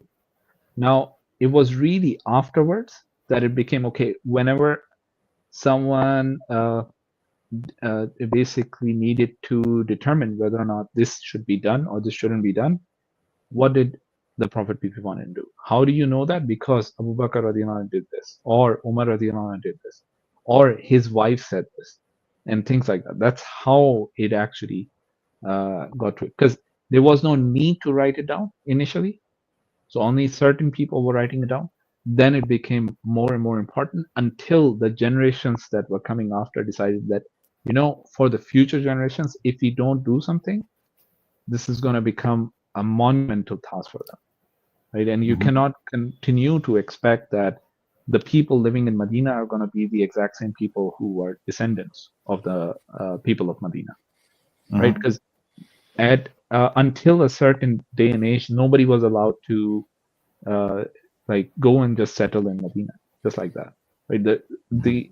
What the people of Medina would do, you would already know that this is what the Prophet used to do. That's why they're following that tradition, right? So they were precedents set, which were taken as canon, right? So all of these were sort of canonized and put in and recorded at a later date. But it's not that the Hadith are being established at that time. They're just being recorded at that time. The precedence is already there. They're there either in oral memory or in some cases written memory, and so on. Got you. Do you want to continue, Brother Isam? Yeah, but I'm quite tired from how long we went last time. So I don't want to go on for too much longer. Let's just finish up that. I'm not sure quite where to continue from. So do you want to finish up something about Hadith, or do you think that's satisfactory? No, we're done. Naturalist is done with that. So let's finish up with that presentation if you want to, or if you want to Yeah, there's some slides in Do it it that I next think week. naturalists will find very interesting. There's just one thing occurred to me to make a note for you to look up, besides the thing they said about galaxies, and consider where that sits in your worldview, is the according to the Dirac equation for electrons and photons and all that stuff, there should be a magnetic monopole. But it's often said magnetic monopoles exist, but actually strictly there only has to be one, which means the prediction, if you like, is that somewhere in the universe there exists a magnetic monopole. And it could be teeny tiny. There's no specification on its size. So it's interesting to just think of that in terms of verifiability, falsifiability, and do you have to falsify or verify everything that's implied, and so on and so forth. But that was just something I thought you'd find interesting in its own right. I have a while back seen a couple of videos on magnetic monopoles and the fact that we haven't discovered them or something like that, but they're supposed, according to the standard model, they should be magnetic monopoles. And this is the thing. But this is the interesting nuance that not a lot of people bring up, is that there should exist at least one. Not that we should generally find them everywhere. This is the interesting difference. And also related to that, which is quite interesting, is it's mathematically equivalent. You can consider every single electron in the universe as all just being one giant electron. So how do we know if there's billions of electrons or just one? They're experimentally, you can't tell the difference. Mathematically, they're identical. So it's another interesting question regarding epistemology, ontological relationships you might find interesting. All right, cool. Cool. All right, so pop back in presentation mode then. Sure. Flip across. So we covered most of this slide. I think the only bullet I didn't really cover is this interesting question I had that I think Kareem posed to me, or he said something that made it become posed in my head, was, well, hang on a minute. If my thesis or my proposition was that the idea of God came from humans interacting with the world via their sense experience and coming to their conclusions, doesn't that count as an empirical observation or postulate? And this is actually on the surface quite a silly comparison, but the more you think about it, it's actually quite interesting. Anyway, so that slide we mostly did. Sorry, Natris, if you didn't catch it, you can jump back and look at the stream. So the next one is, why was emotion involved? If I was supposed to be this rational thinker, then that sort of implies being able to detach my emotions from it. But it kept getting that some things heated me up, or led to things being more heated, and generally it was Kareem that cooled things down. It's interesting because do you believe it if you don't care about it? Because you really, if you really believe something, you should care about it. It should be part of how you see the world, that has meaning to you, that matters to you. And so there should be some connection then with with your emotions, with your emotional state with regard to things in the world. So there's this idealized sort of tabula rasa and separate rational world that is sort of put forth by a lot of sort of post-rationalist thinkers. But it actually sort of goes against actual lived experience and reality, and isn't necessarily a real ideal to aim for. If you could really do it, you'd kind of be a psychopath. But it does mean that there's always something to balance, because you always have to be aware of where in my reasoning, or the reasons for me coming up with some reasoning, are my emotions. And this was something that I hadn't really been confronted with about until I'd met this Islamic perspective, which was, and I think this is because the previous religious perspectives I'd seen were comparatively weak, and there wasn't a strong enough worldview to force me to look deeper in the relationship between my reason and my emotions. But this was definitely something, part of my journey that was was have a lot of pause and a lot of sort of interesting thoughts. And so, if you don't, and in the second bullet point there, if you don't get emotional about something, how can it actually have impacted your speech and actions? And if it didn't, then was it really even part of your worldview in any real functional sense? Or is it just some people have a worldview, and I think looking back, a lot of my worldview actually just kind of sat there at the ready to as a basis for defense of certain things, and it didn't actually play an active role in my decision-making process.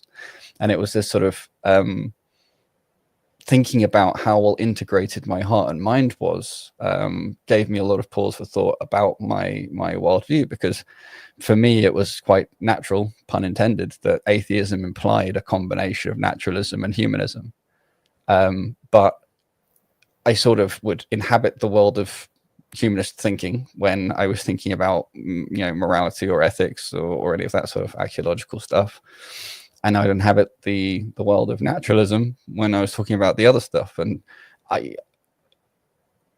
didn't realize how much the worlds contradicted each other in hidden and subtle ways, and it was very, very difficult to reconcile them and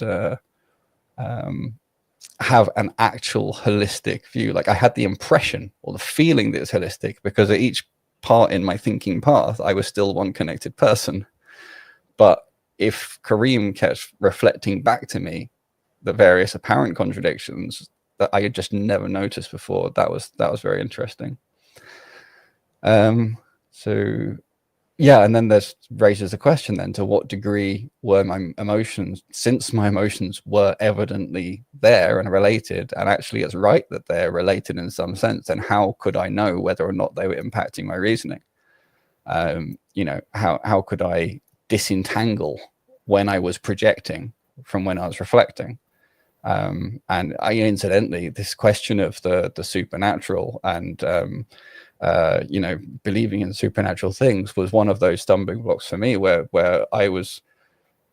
I kept viewing his world from my projection, thinking that I wasn't, thinking that I was, just slightly reframing it in a way that makes more sense to me. But that's, it's just one example of many. But this question of accepting one's human fallibility and not living in the ideal world of being a sort of pure rational creature means there are limits. And then the question is, where are those limits and how are they affecting how I'm currently thinking? And it actually ends up sort of related to, Descartes' meditations and this, question of, what is the statement that you can't possibly doubt? The other bullet point we got on here is,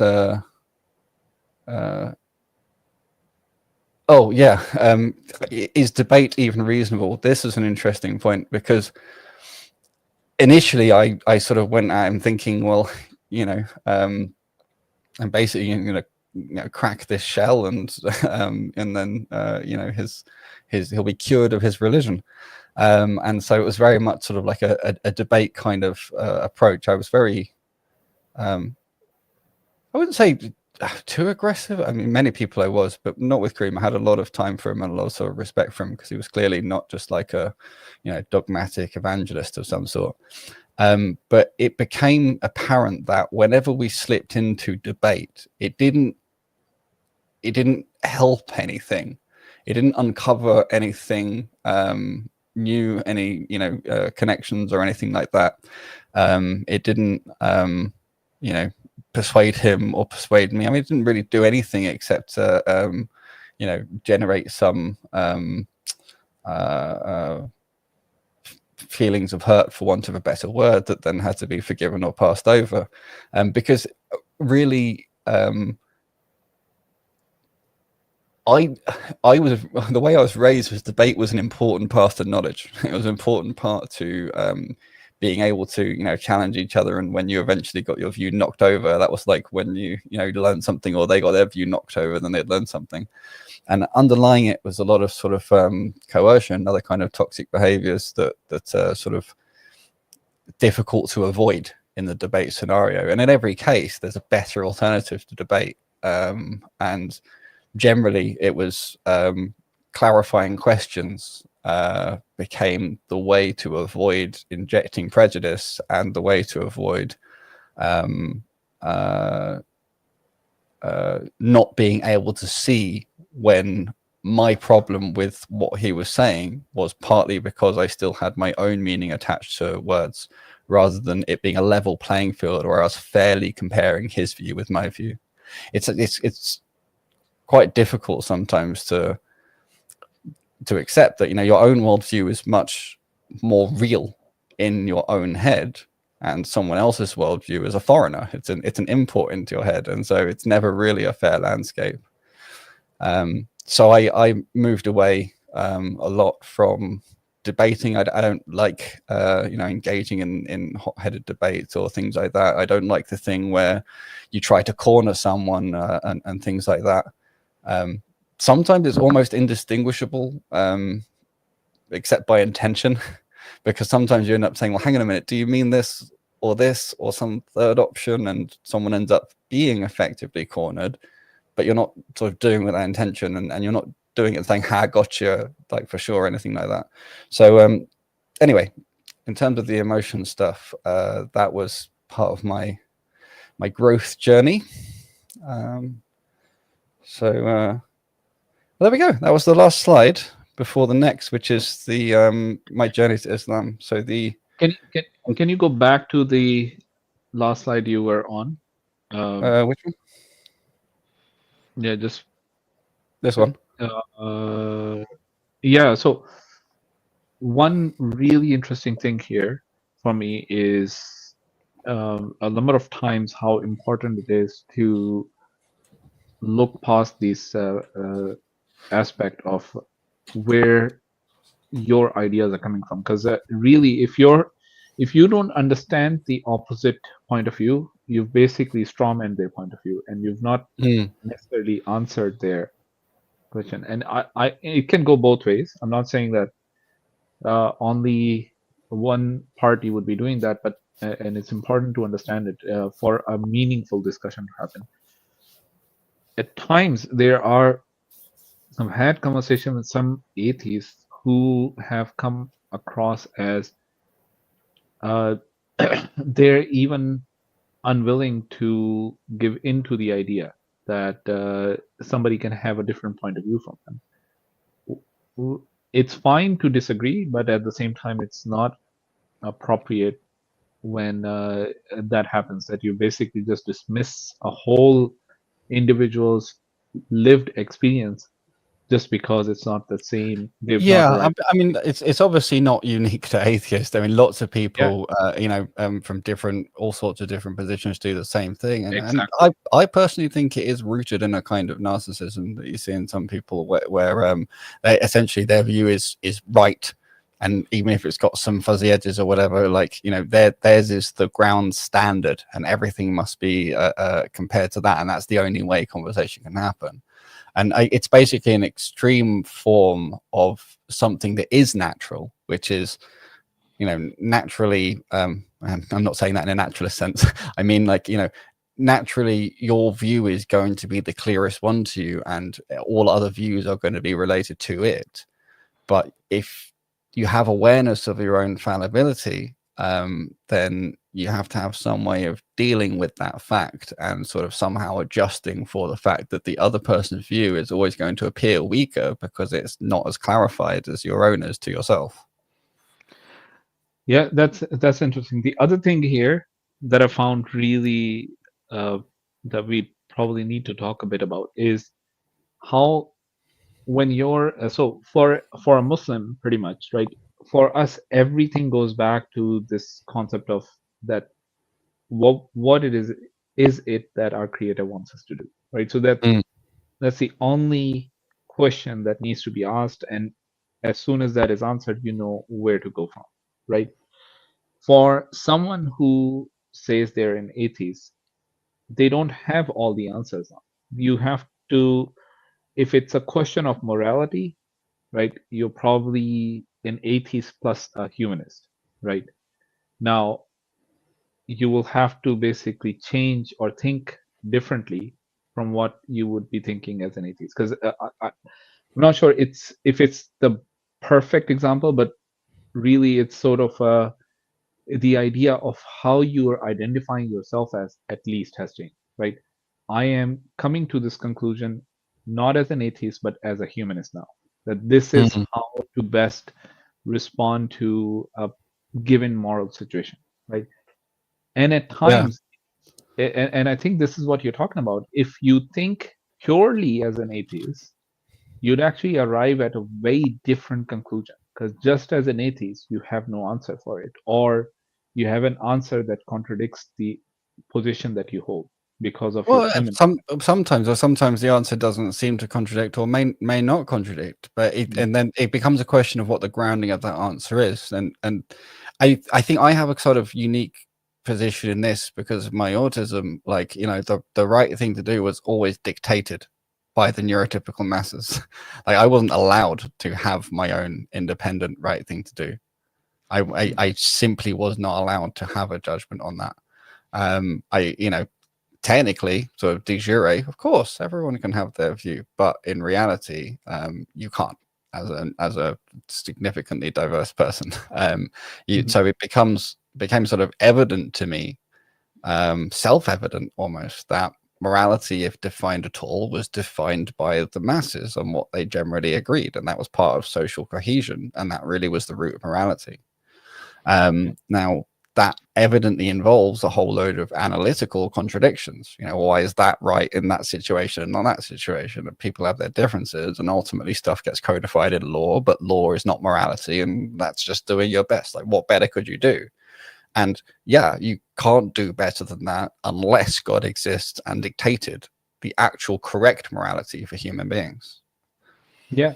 And just to sort of, because this is essentially the question I'm asking, can you have a moral justification purely as an atheist without bringing any other view? Yeah, I mean, surely you can, but all of the morals, it's the problem of infinite regress, right? So because yes, there's usually justifications for a moral, but there's no fundamental foundation other than something like, you know, group agreement, and that sort of thing. But just because everything has a reason. But there are atheists like Alex O'Connor who believe in objective morality, and it's very difficult for him to square a lot of these kind of questions. But he doesn't necessarily need to. So there are atheists who believe in objective morality. It's very, very difficult for me to wrap my head around it. But most atheists, I think, cultural baggage than anything else from my from where, when I look at or analyze them, right?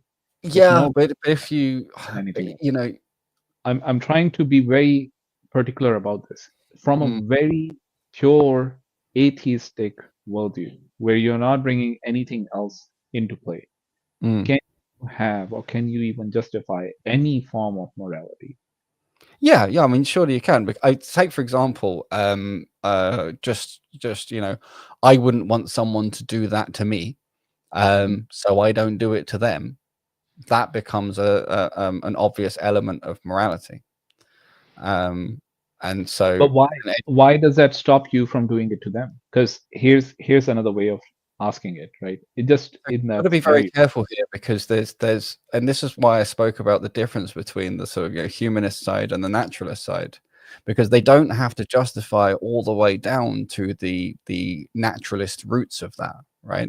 You don't have to say, well, you know, I wouldn't like that done to me, and so I won't do it to someone else. That can be a foundation. You can say, you know what, that's deep enough for me.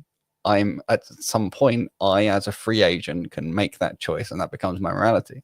You can be asked then to rationalize or justify that further. You can say, well, if we didn't have this principle, then society would start to fall apart, or, you know, it would be the unfairness would then lead to other kind of consequences. You know, if I was seen doing this, then blah, blah, blah. So, you know, you can always go deeper and deeper in irrationality, although I don't think you necessarily get to a flaw. And unless you had a unified theory of all human behavior, you wouldn't get to a flaw in that regression of questions. But it's perfectly okay for a humanist with that. So not pure rational naturalist, but now, you know, the humanist element to just say, yeah, I'm a free agent, so I can at some point say, you know, I don't think that's right, and I have certain founding principles in how you decide what's right and build from those. But those principles are not universal, right? They're also inherited and part of how you were raised.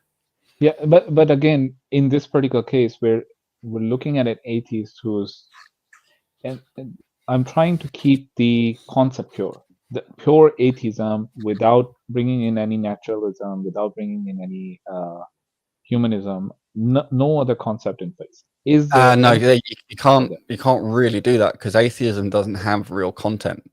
Exactly. You know, atheist.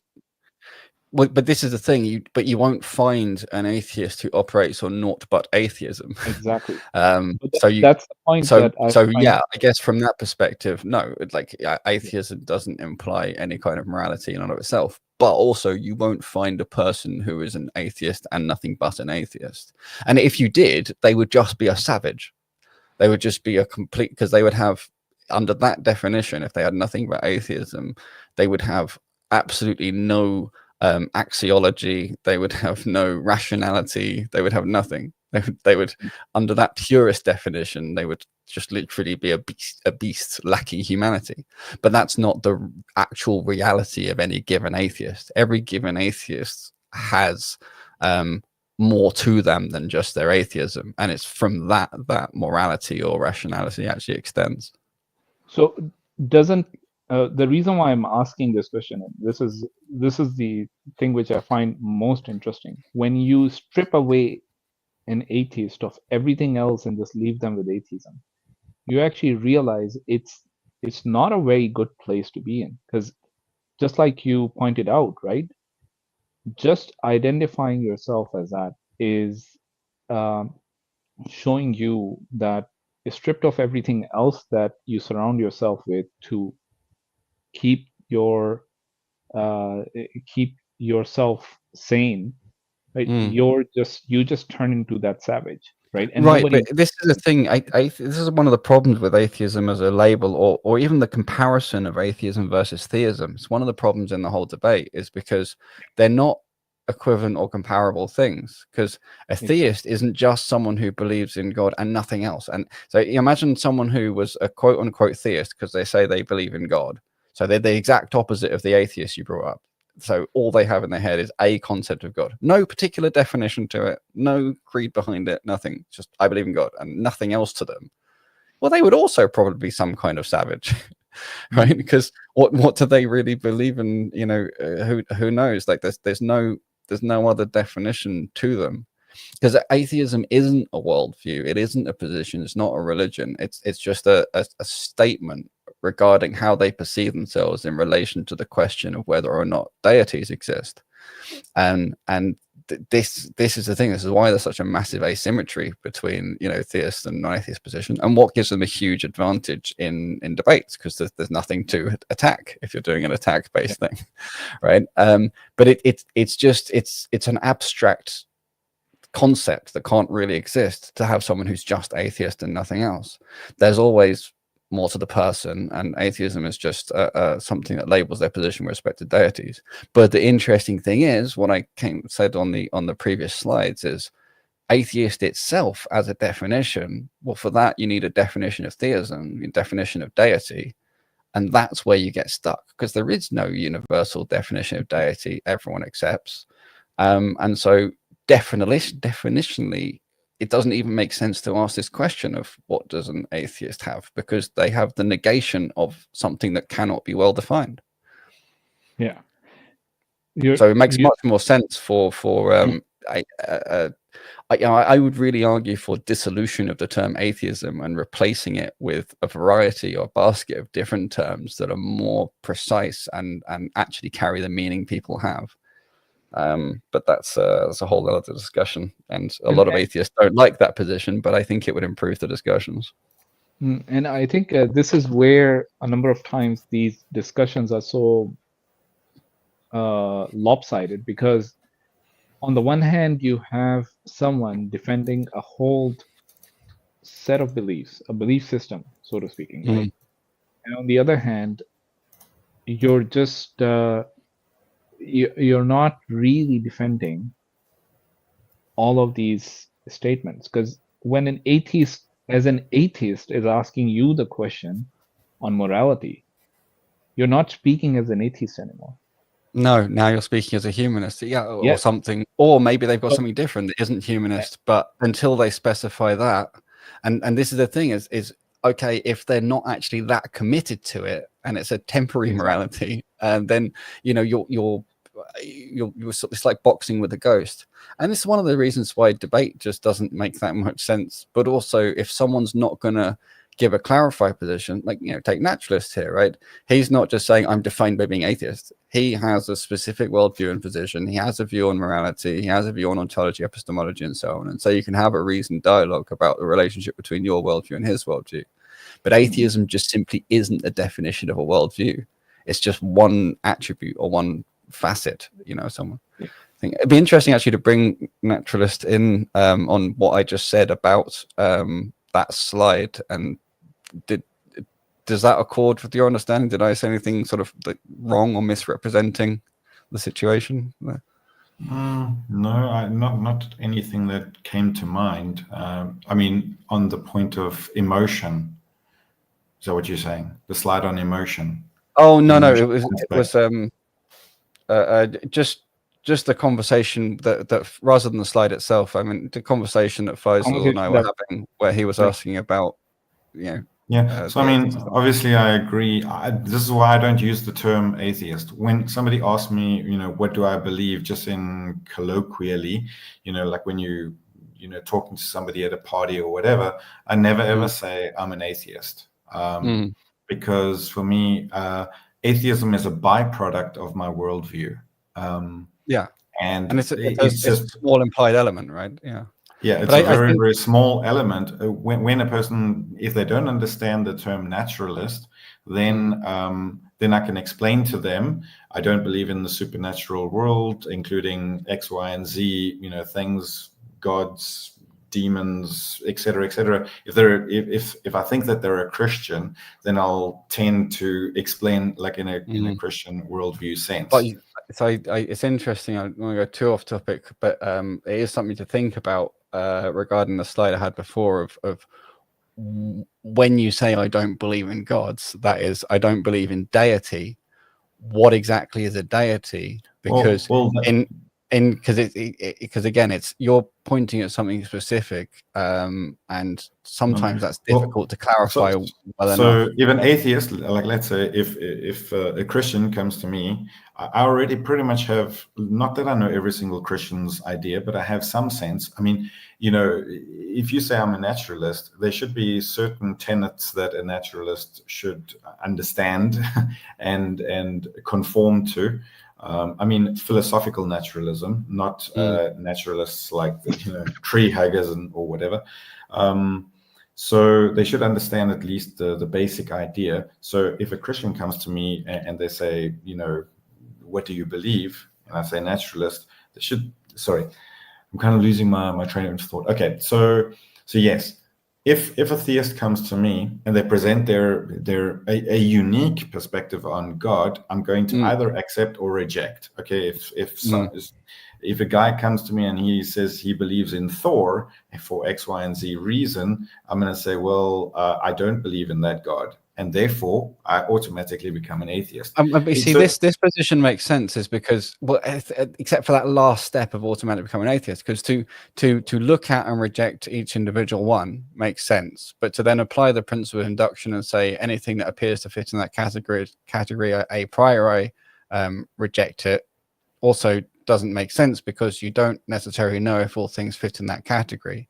The interesting rub here is, from the Islamic perspective of deity, As soon as one, someone, you can take your own desires as a god.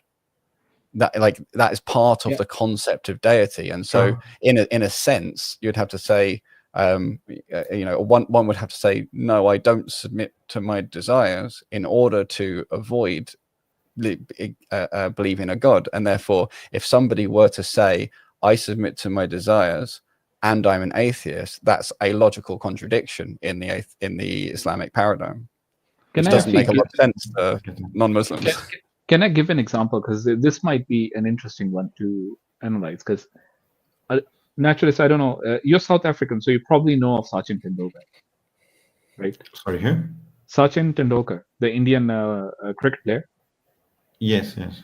Right. So you know that there are a lot of people in India who worship Sachin Tendulkar. So I'm sure they probably are. Yeah. So Sachin Tendulkar for them is God. If somebody comes to you, a God. If somebody comes to you and says that I believe in Sachin Tendulkar, he's my God, are you going to then say that that's not true? Or what's going to be your response? I'm just curious. I mean, I think it's more about like the extra, I'll say baggage that comes along with the term God. Did he create the universe? I mean, how much power does this person have outside of the supernatural? I mean, outside of the natural. I'll just laugh it off, basically. Wait, I mean, it's an interesting sort of thought experiment, but it doesn't really. It's not an unrealistic thought experiment, because these people exist and they might come to you and say, this is one of my deities. But it's interesting to say the response would have to be something along the lines of, well, yes, I concur that that individual exists.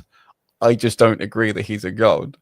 But actually, if you then went through all the my concept of what a typical god is, well, and then again, then it comes to what is this typical god, and this is the situation where the atheist or is the one, or the quote unquote atheist, not saying introduce this one, is the one who is defining what deity is and defining what they reject. Now, this is interesting to me, because when people make a general categoric description of God, in some sense, even when they're trying to define the monotheistic God, I'll be like, I agree with you. I don't think that exists either. And it's but I mean, you can. There's a very kind of definitional baseline, right? What to me, what a god is an entity that exists outside of space and time. Okay. Careful, because then there's suspected natural things that would then become a deity according to that specific definition. We expect there to be something outside of space and time, and apparently created this universe. How's that? No, I mean, even if you take a pure naturalist physicist perspective, like space and time is something that is supposed to have emerged from something else. That's what I mean. Like, that's the normal. Like, that's where people think they solve quantum gravity. I think we'll get there. So I'm just saying, careful with the wording. Brother Islam, you probably, I don't know if you missed this or not, but for me, what is more telling is that it's no longer about a particular God. There is a concept. There's a specific concept that you're denying. And I think it's going to be very interesting to have a conversation about that concept itself. And what is it that you're denying now? Well, I think it is, but it's potentially interesting discussion, but it's a whole nother discussion. Like, we would need hours on it, because, and this is a really key point. And I'll see if I can summarize why it's a deep discussion. Is because any partial representation is not the same as the whole belief I have in what God is. And because of divine simplicity, it is therefore a different concept and a straw man. So let's say if you took, like, a whole list of attributes and you said, look, let's just simplify the conversation and talk about being the creator, the sustainer, and the forgiving one, say. And I'll be like, yeah, okay, but you can't separate those from the other words. They're not actually separable. So any analysis that's restricted to that domain is not fair upon the concept I have. It doesn't actually represent it. So it's interesting, because anyone who has even if we're forgetting the multiple gods thing and just saying defining atheist as someone who is an anti or a monotheist, even then, if they're using a generic concept of God, it's still not my concept, and I still reject it, because the only thing I accept is the concept that is consistent with everything that's laid down in Quran and Hadith. And that's the interesting rub, because it's what you actually do in practice is much more respectable than a lot of atheist positions, in that you take each one for what it is individually. You say, do I accept or reject that? And I think I would advocate that's what everyone should do. Yeah, but look, we don't. Okay, so I just want to say something very quickly. We don't actually have time to, like, falsify every single god that comes to us. You start off with a baseline understanding of what a typical Abrahamic faith is. To me, that's it. Okay, so if somebody just comes to me at a party and they says, "What do you believe?" I'm a naturalist. Okay, do you believe in God? I'll just instinctively, I'm going to say no. Okay, but if the conversation progresses, then we can hash out all of these things. You don't have time with every single person you meet I appreciate go that. through every single concept of God. Of course not. But I mean, because it's not practical, it's not reasonable. But this is part of the rub, if you like, is if atheist is definitionally something that can be accessed and spoken about in terms of analytic philosophy, that's where you have the problem. If you're talking about this sort of colloquial meaning, then fine, but then it's not like an analyzable position, in which case you're back to analyzing your actual position versus my actual position, and that's a right thing to do. I'm just talking about like real world lived experience, that's the thing. That I'm not saying atheism doesn't have a reasonable social definition within our normal social context, but I still think if you're going to go to not a gotcha, it's not a gotcha, but it's essentially, for me, what was interesting was that there is some form of definition in there which you're using to accept or reject something that's God as well. Right? Because when you said that Sachin Tendulkar, laugh it off, because in some way you don't even consider that as a deity, as a deity. Yeah. And I agree. Right? So there is, so there is, and we agree. We're in agreement. It's really sort of, but I would view it as a false god, which is different from not a god. Agreed. That's really an important distinction for us, which is an irrelevant. Also call it a false god.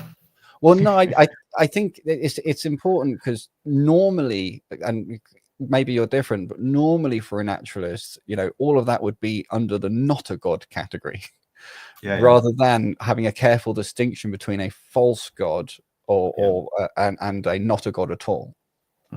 Yeah, I mean, there are plenty of cases like this. Some of the reasons why I don't call myself an atheist, and I mean, I understand that a lot of people advocate for the term atheist, and they want you to tease out, ask them what they believe. That's the purpose of just saying I'm an atheist, or that's the purpose for a lot of people, that they don't want to box themselves into anything. They want you to ask them further questions. Yeah, I prefer the label of just a naturalist, because foundational. Hello? Yeah, I lost you for a second. Yeah, you're back. Yeah, sorry. Yeah. So one of the big reasons why I decided never to call myself an atheist is because there are atheists like the Raelians that believe in a UFO religion, right? So they call themselves atheists, but they believe that like we were created by like aliens. So that's why I don't like that term, and also it's got very bad connotations to the majority of theists. There's just very bad connotations to the term.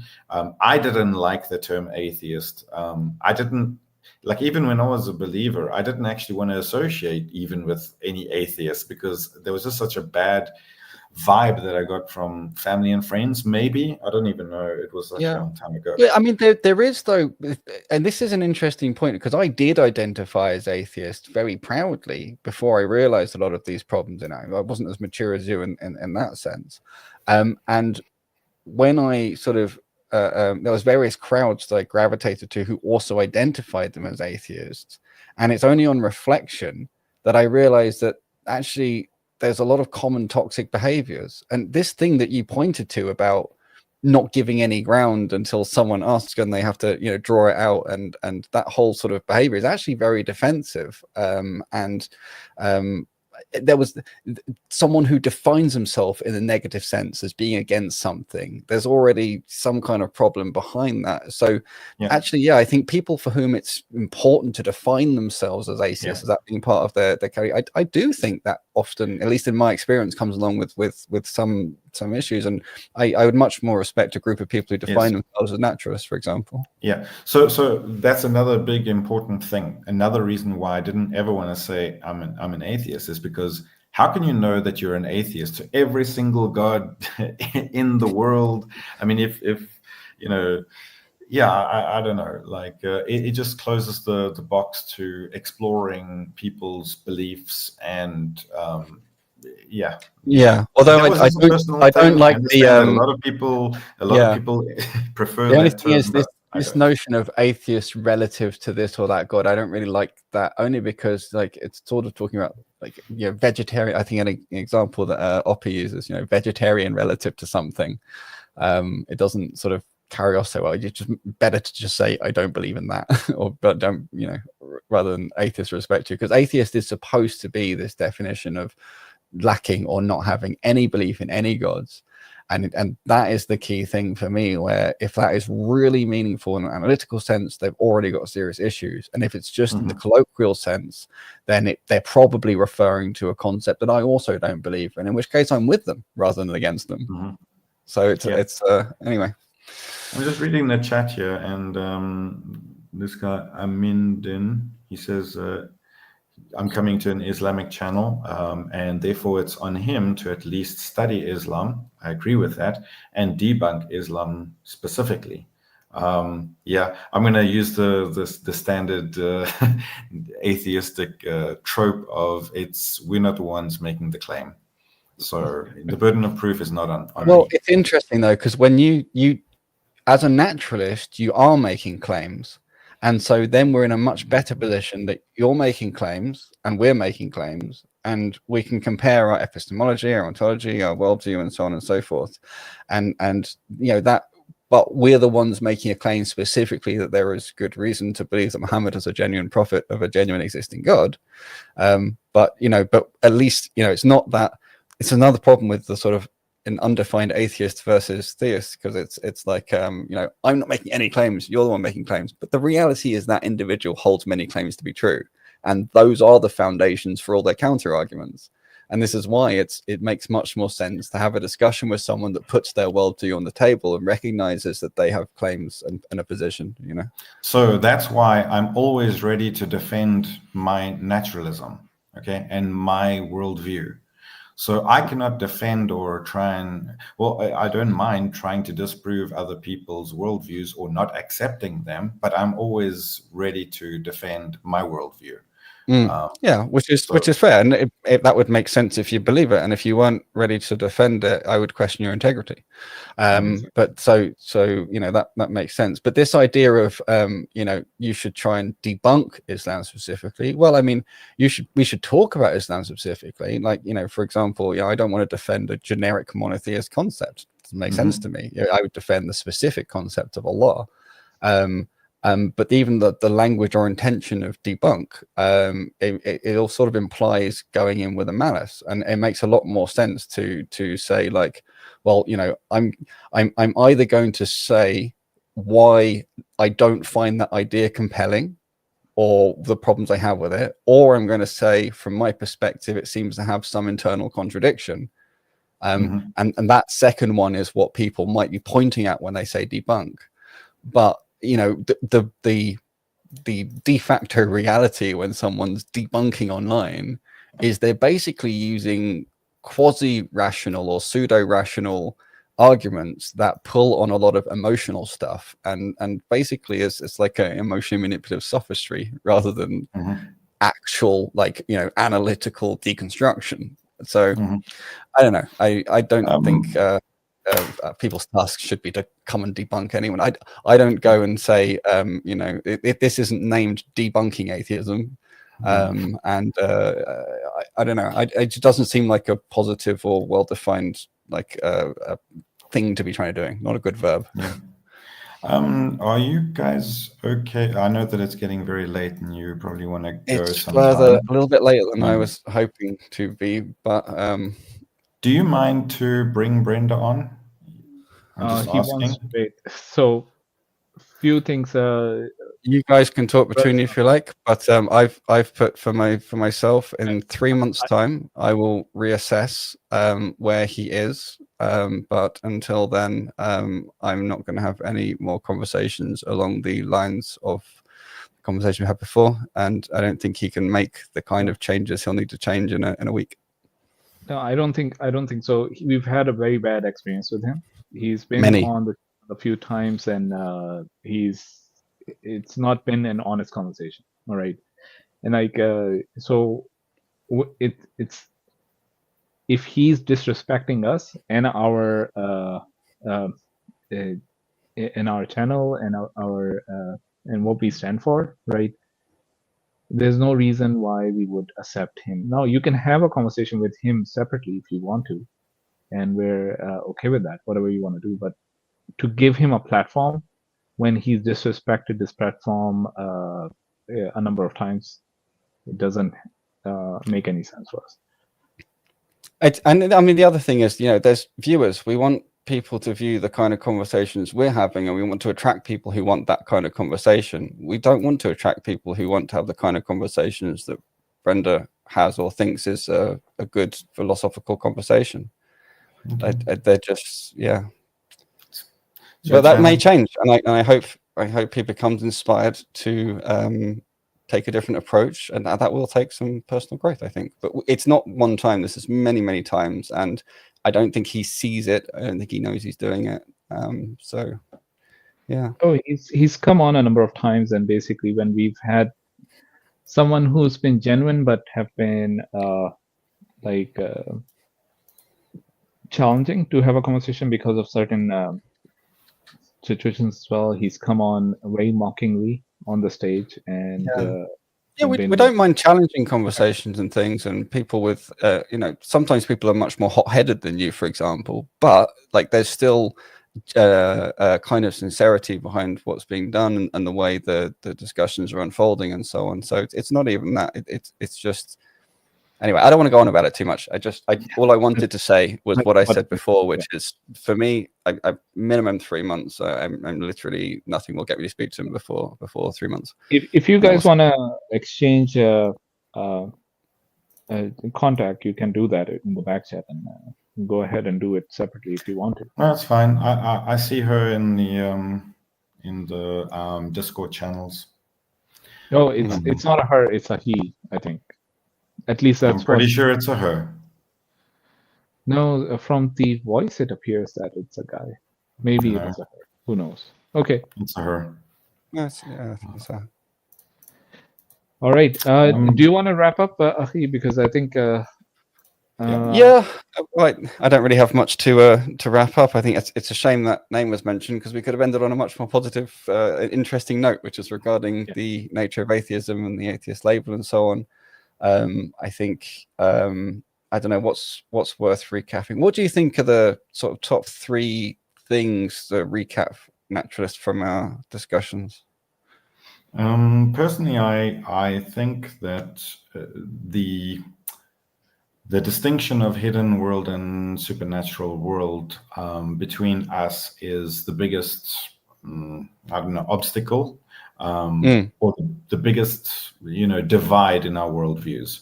I think so. What you distinguish as hidden. Obviously, mind I view differently. That it's not hidden. That is part of the physical world.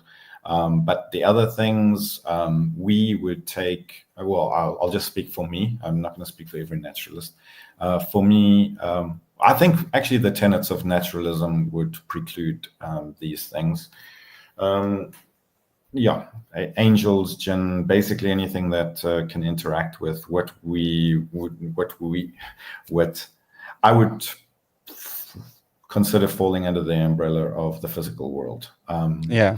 So I understand your ideas of, or your distinctions of virtual particles and, galaxies, dark matter, dark energy. I typically fall, put that under the same umbrella. Then So I'm atheism, just clarifying. Just clarifying. Were you saying that? Oh, James is backstage. Do you want to bring him up for a conversation, Brother Sam, or is it too late? I don't know. Yeah, I really want to wrap up because I'm feeling tired, and I wouldn't want to do him disservice by having a sort of half their conversation. But I also, if he's been waiting for ages, and no, he just came up. He just came up. Okay. What I would recommend, next week we'll try and do this again on Tuesday, right? So 3:30 or 3:30 p.m. on Tuesday, and please just jump on at that time. Bring you up as soon as you're here. Yeah, or if it's a really quick burning question, maybe we can do it, but only if it's a quick one. Otherwise, it really would be better in the next stream. Yeah, I'll just quickly say one more thing. I wrote down my notes when I watched the stream from the very beginning. So this is what I wrote down. You were much more militant than I am. I was. You feel like a very militant atheist to me. I was. In fact, if you look up, I had a quick chat with Sabur at Speaker's Corner. Yeah. And one of the people who recorded that and put it up put militant atheism, and I think I even said that in there. Yeah, because I was. The thing is, the way I was raised, my dad, he was really like, religious people are the source of all the problem in the world, and it needs to be cured. It's a verbally transmitted. I literally wrote, I think your father poisoned the religious well for you. That's literally what I wrote. Yeah, may well be. I mean, it wasn't just him. He didn't give you a fair. He didn't give you a fair, nuanced view of other people's The only thing is, though, like he wasn't the only influence. Like I say, so despite that, I still went to a Church of England school and was raised going to church, every week and so on. And my uncle was a vicar, and he was the chaplain for a now famous football club. I won't say because I'm going to dox myself or him. And I knew him and I loved him as a person. I think he's a really good guy and so on. So it was a paradox really, because it was like, somehow there are religious people who are innocuous or not bad people or whatever. I didn't think that every religious person was necessarily an idiot or a savage, but I was like, religion tends to affect people negatively, and it would be better if it was taken away. If it was cleansed, if they were cleansed of it. Like every person would be better if religion was cleansed. That was my poisoning the well. Yeah, but that wasn't just because my father taught me, that I was exposed to various parts of that view, but I was also exposed to people giving me positive Christian views. I had Christian friends as well, but they were always, in some sense, the exception or something. Yeah, like but that. I mean, your father is going to have such a massive influence on, the way that you perceive people, and so yeah, for sure. Oh, interesting. Where is it going? Okay, so I actually want to bring this up. Is this the right one? That is you, right? Yeah, that's me. That was a few people recorded it, and they don't all have the full audio, or I don't know. None of them have got particularly good audio, but anyway, yeah, that's okay. That's probably That's one of the better ones. That's under his channel, yeah. It's on. But he said when he comes back from Pakistan, we should do a proper sort of studio sit down, talk through stuff. Oh, that's good. Went for coffee and things like that. It was nice. It was a good chat. Yeah. Cool. Okay. Yeah. We've got a few atheists now in the back chat. Dr. Alpha is also here. Dems is also here. Do you want to give like a 5 minutes each, and Go on then. Let's at least do a. Let's try and do like an introduction rather than getting into something. Just because if we can, especially Dr. Alpha sounds like they might be a PhD in physics. That'd be particularly interesting. let's see. Let's hope so. By the way, Naturalist, thank you so much for sticking around. All right. Yeah. Thanks, guys. All right. Take care. Catch you later. Okay, James was first, so let's bring him up Can I quickly. just quickly get water? Just give me 2 seconds. Sure. How are you doing, James? I'm doing good. How are you? We're doing okay. Your sound is really low, and there's some sort of a noise coming there as well. This sound might be my wind maker. I don't know what's it in English, but I call it wind maker. Oh, okay. So, can you just let the brother come back and then just introduce yourself quickly? We won't be able to take a question like we're just giving 5 minutes each. But next week on Tuesday, we're gonna do this again, and hopefully we'll be able to see you then. Okay, so I had actually a point which I wanted to make to Sure. Naturalist earlier, which is about the epistemological definition of what point something should be taken seriously. There's like a knocking / scratching type sound that keeps coming from your mic. Can you check if there's something rubbing against it or hitting it? Yeah, it sounds a bit like a pocket dial. Okay. Oh. Wrong. Yeah, speak now. It's gone. It's better now. Can you speak up? Can you hear me better now? A lot better. A lot better. Okay, I see. So my point was about when you talk about at what point something should be taken seriously. So in world we observe some phenomena, and I agree with you that I don't really like the definition of supernatural because it's very fuzzy. I would personally use more about certain categories to put the how common something is. So what is the frequency of the thing? So is it repeatable or does it happen often? There are things which might never be seen, but they might happen. Okay, James. I can see some use to that, but I see it being very difficult to put together a full naturalist position based on frequency. Yeah, it's not the only category. Yeah, as an example category, I think it makes sense. Yeah, yes. Then there's the how easy it is to model, so to say. So to put a theory behind James, it. So just a quick question though. Did you catch the presentation itself? I know we sort of delivered it piecemeal today, but were you here from the beginning of the stream, or did you just catch up just now? I caught at some point, maybe an hour ago. Okay. And did you catch the stream yesterday? Yes. Okay. Cool. All right. Can I ask where you're from? What's your native language? I don't want to tell them. Oh, No okay, fair enough. Okay. I just sounded. Okay. Okay. Okay. Thought it might be one that I speak. That's all. So then I put some notes there. Then there's the interactability with a phenomena.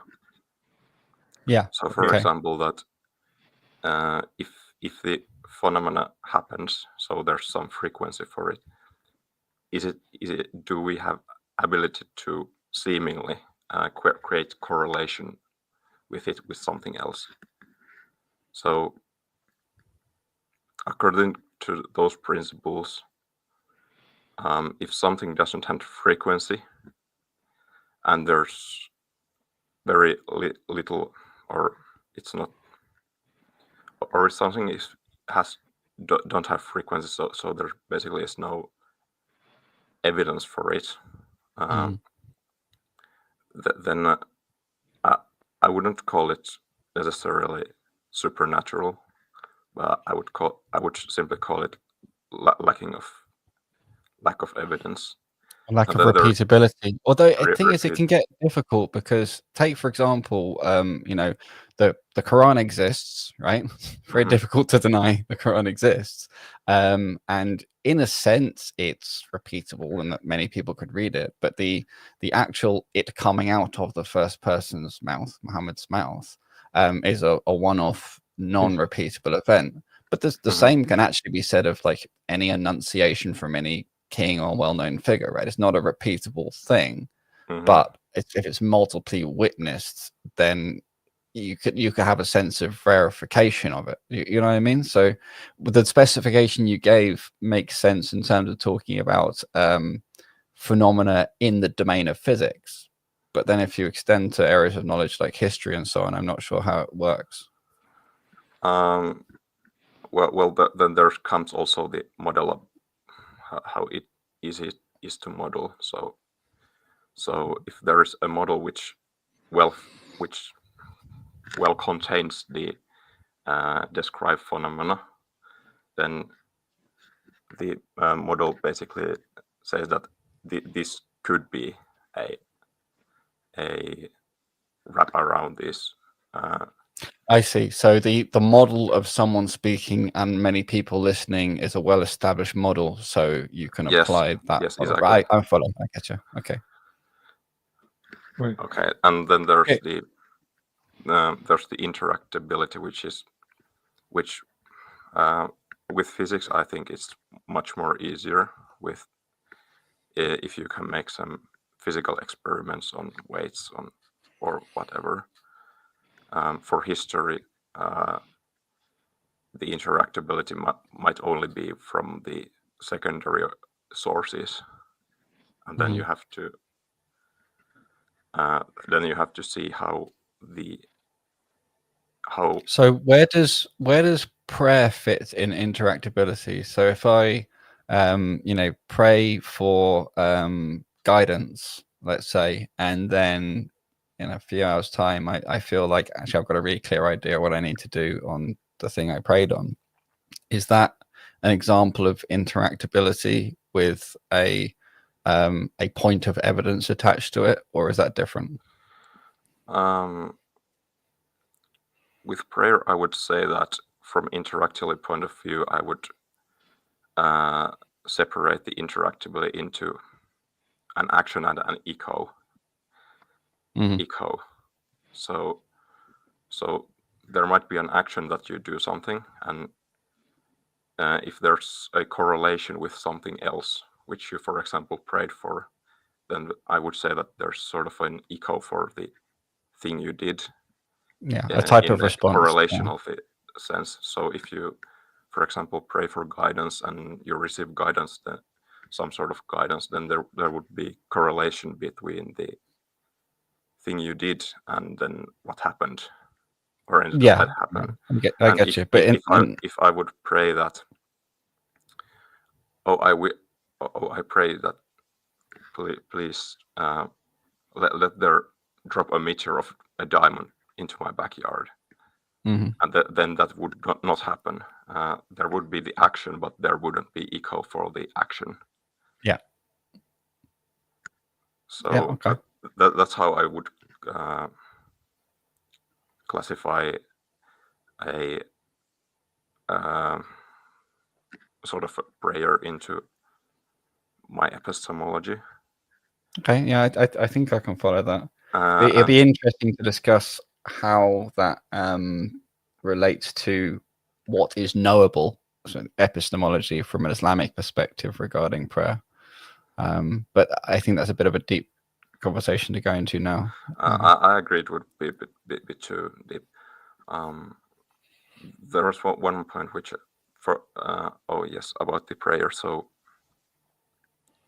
we know that there are many actions which don't have, so to say, echo, so their interactability has that there's action, but they don't have, for example, some wishes that, oh, I wish there's. It's interesting. I wouldn't necessarily agree with what you said. I would think that every action has some sort of reaction or consequence. I don't mean that in the Newtonian sense. I mean, let's say I were to pray for a diamond to land in my garden. The act of doing that would then have some effect on me, and I think it would also have even, you know, Islamically it would have an effect, because I'm now asking God for something, and there's the whole, you know, reason why and that sort of stuff. But even just from a purely naturalistic standpoint, having asked for that, whether or not I get it, even just asking for it would have some back reaction on my brain state, and then not getting it would also have an additional back reaction on my brain state. So it's very difficult to think of an effect without associated cause. Sorry, of a cause with an effect without an associated cause. So I think that's a fair point. I think there was some misunderstanding, because in sort of sense everything has an echo. If you speak your own sort of mind, then you sort of hear it yourself. Yeah, I think maybe expectation is a better word. Yeah, so yes. if something meets your expectation or doesn't meet expectation, and then we would look if the expectation of the action has an echo. So, are you familiar with Bayes' theorem or Bayesian probabilities? No, I'm not. Are you mathematically inclined at all? Are you interested in that stuff? High school level, but I don't think we had Bayes. Okay. So Bayes, it doesn't require more than, basically it's just a way of multiplying. You know, multiplying and dividing is what you have to do. There's no real fancy maths until you really get into it. But the core of the idea is worth, I think, having a look at some videos or things like that, because it's about this thing of you know, your prior beliefs or expectations, and then how they update in relation to evidence, and adjusting your belief that something is true between 0, which is definitely not, and 1, which is definitely true, and sort of the grades in between. It's an interesting framework and an alternative view on this question of probability that I think you'll find fits well in the epistemological model you're laying out, and I think it would help our discussions. You'll find it interesting. All right. So. All right. So James, I know we would love to have a conversation, but we were just about to wrap up. So can you make it on Tuesday, this coming Tuesday? Probably. I won't promise. I won't promise, but probably. Okay. Yeah, that's as good as a promise can be. As we would say, inshallah, if God wills. I'd agree with this. That statement. Yes. All right. Okay. All right, see you. Thank you for it. Thank you for jumping on. Take care. Thank Thanks you. for the introduction. Bye. All right. James was here in our first stream as well, but he didn't. Yeah, I recognize his voice. I think I actually asked him that question. When he answered, I'd rather not say. Then I remembered I'd asked him that question before. I'll stop asking him that. But if you asked him that question, in our first stream, he didn't come up on the stage. He only asked the question from in the back chat. No, I've spoken to him before, I'm sure. Yeah, definitely. I think he's been on our channel before. He's been on other Dawah channels as well, and he's had conversations with Muslims and Muslim brothers. So yeah, I think that's it for today, right? I don't. Oh, I thought you had someone else back. Dr. Alpha left without even putting a question in the back chat. I thought Dr. Alpha might be a PhD. Yeah. There's a whole layer to this that I just can't access and properly talk about until you have someone who's really studied physics to, you know, graduated or postgraduate or something. There's a whole layer of nuances. I'm waiting for the naturalist physicist. However, it'd be interesting to see whether we can have a conversation that anybody else would appreciate. But I think there's a whole world of viewers out there who would like that, and that kind of dialogue I think needs to happen and isn't happening. That's interesting. Right. So with this, I would say we're gonna be ending. So we're back online in a couple of days with our Friday stream. There's a slight difference in our Friday stream, if you've noticed. It's not just about the idea that Trinity is polytheism, as we normally do. We're going to allow Christians and non-Christians as well to come on and talk about how, and we'll defend our position that Tawheed is monotheism, right? How that is the right position to hold. So if you're a Christian and you thought that that's the only position that we hold, that Trinity is polytheism, it's not really. A lot has been left unsaid, and it doesn't really give us the opportunity to say that we are on the right. We're very happy to defend Tawheed. I think Tawheed is the purest monotheism, is a really good statement to make. It's the only monotheism there is. Well, the thing is, right? I mean, I know what you mean by that, but then the thing is, there are many Muslims who don't have the Tawheed fully in order, right? Yeah, that's fine. And so that's why I think it's pure Tawheed is the purest monotheism, maybe, or something like that. Is a really neat sort of claim.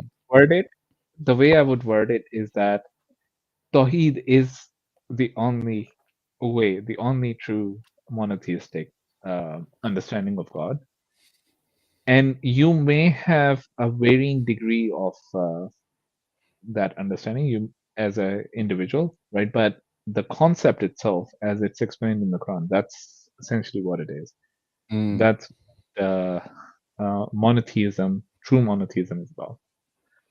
I think it's definitely interesting because there's all sorts of elements of really, really subtle shirk. So there's a lot of people who believe they're monotheist, but from an Islamic perspective on what true monotheism is, they've got some subtle shirk, which is different partners in it. I hope it doesn't come across as too confrontational, and that whole thing of we discussed how some people are like we're right, you're wrong, and but at times, again, it's like none of the Muslims are perfect, but the Islam is. So Islam is perfect. But at the same time, some of these conversations are meant to be confrontational because they're meant to wake people up, right? At times, that's what's necessitated. But if you're gonna stop me at a bus side and have a conversation with me, I'm not going to be confrontational with you. But there are times and place for everything. Interestingly, like in this example, right, about shirk, right? I've heard some scholars talk about how even when you're loving your wife, if your wife at any time is more important than pleasing God, pleasing your wife becomes more important than pleasing your God, you're actually committing shirk, for example, right? Yeah. Same with kids or anything else. So there's a very nuanced understanding of what your relationship with God needs to be and what is his right. That might actually be a better way of approaching it. Is are you avoiding shirk? That's a very interesting way of putting it. It is. But anyway, let's see, because this is continuation of our series. Trinity is polytheism. We'll see what goes on, and as usual, that Sunday stream is going to be going on. I just want to add that on June 10th we will have our Tanakh stream, which would this time we're doing Genesis 10 and 11, and the infamous Tower of Babel. Right, that's gonna be talked about, and we will discuss that. But from my perspective, because I'm focusing a lot on the source criticism and textual criticism, Genesis 10 and Genesis 5 as well, but because I'm going to be discussing both of them, this is a landmine when it comes to textual variances. None of the original sources that we have as extant manuscripts agree when it comes to Genesis 5 or Genesis 11, right? Where all these genealogies are being mentioned. Hence, if you go online and you start looking up when was the young earth creationists, right? When was the earth? When did this world really begin, right? When was Adam here? You'd get different dates depending on which history you're looking at, Mhm. right? Is it from the Greek? Is it from the Hebrew Bible, right? Are we looking at the Samaritan? Are we looking at something else? And even within the Greek texts, there are variations depending on which one you pick up.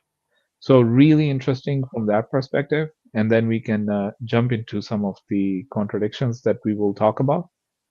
And obviously, Brother DeAndre is going to talk about what the Jews and Christian scholars have in their text.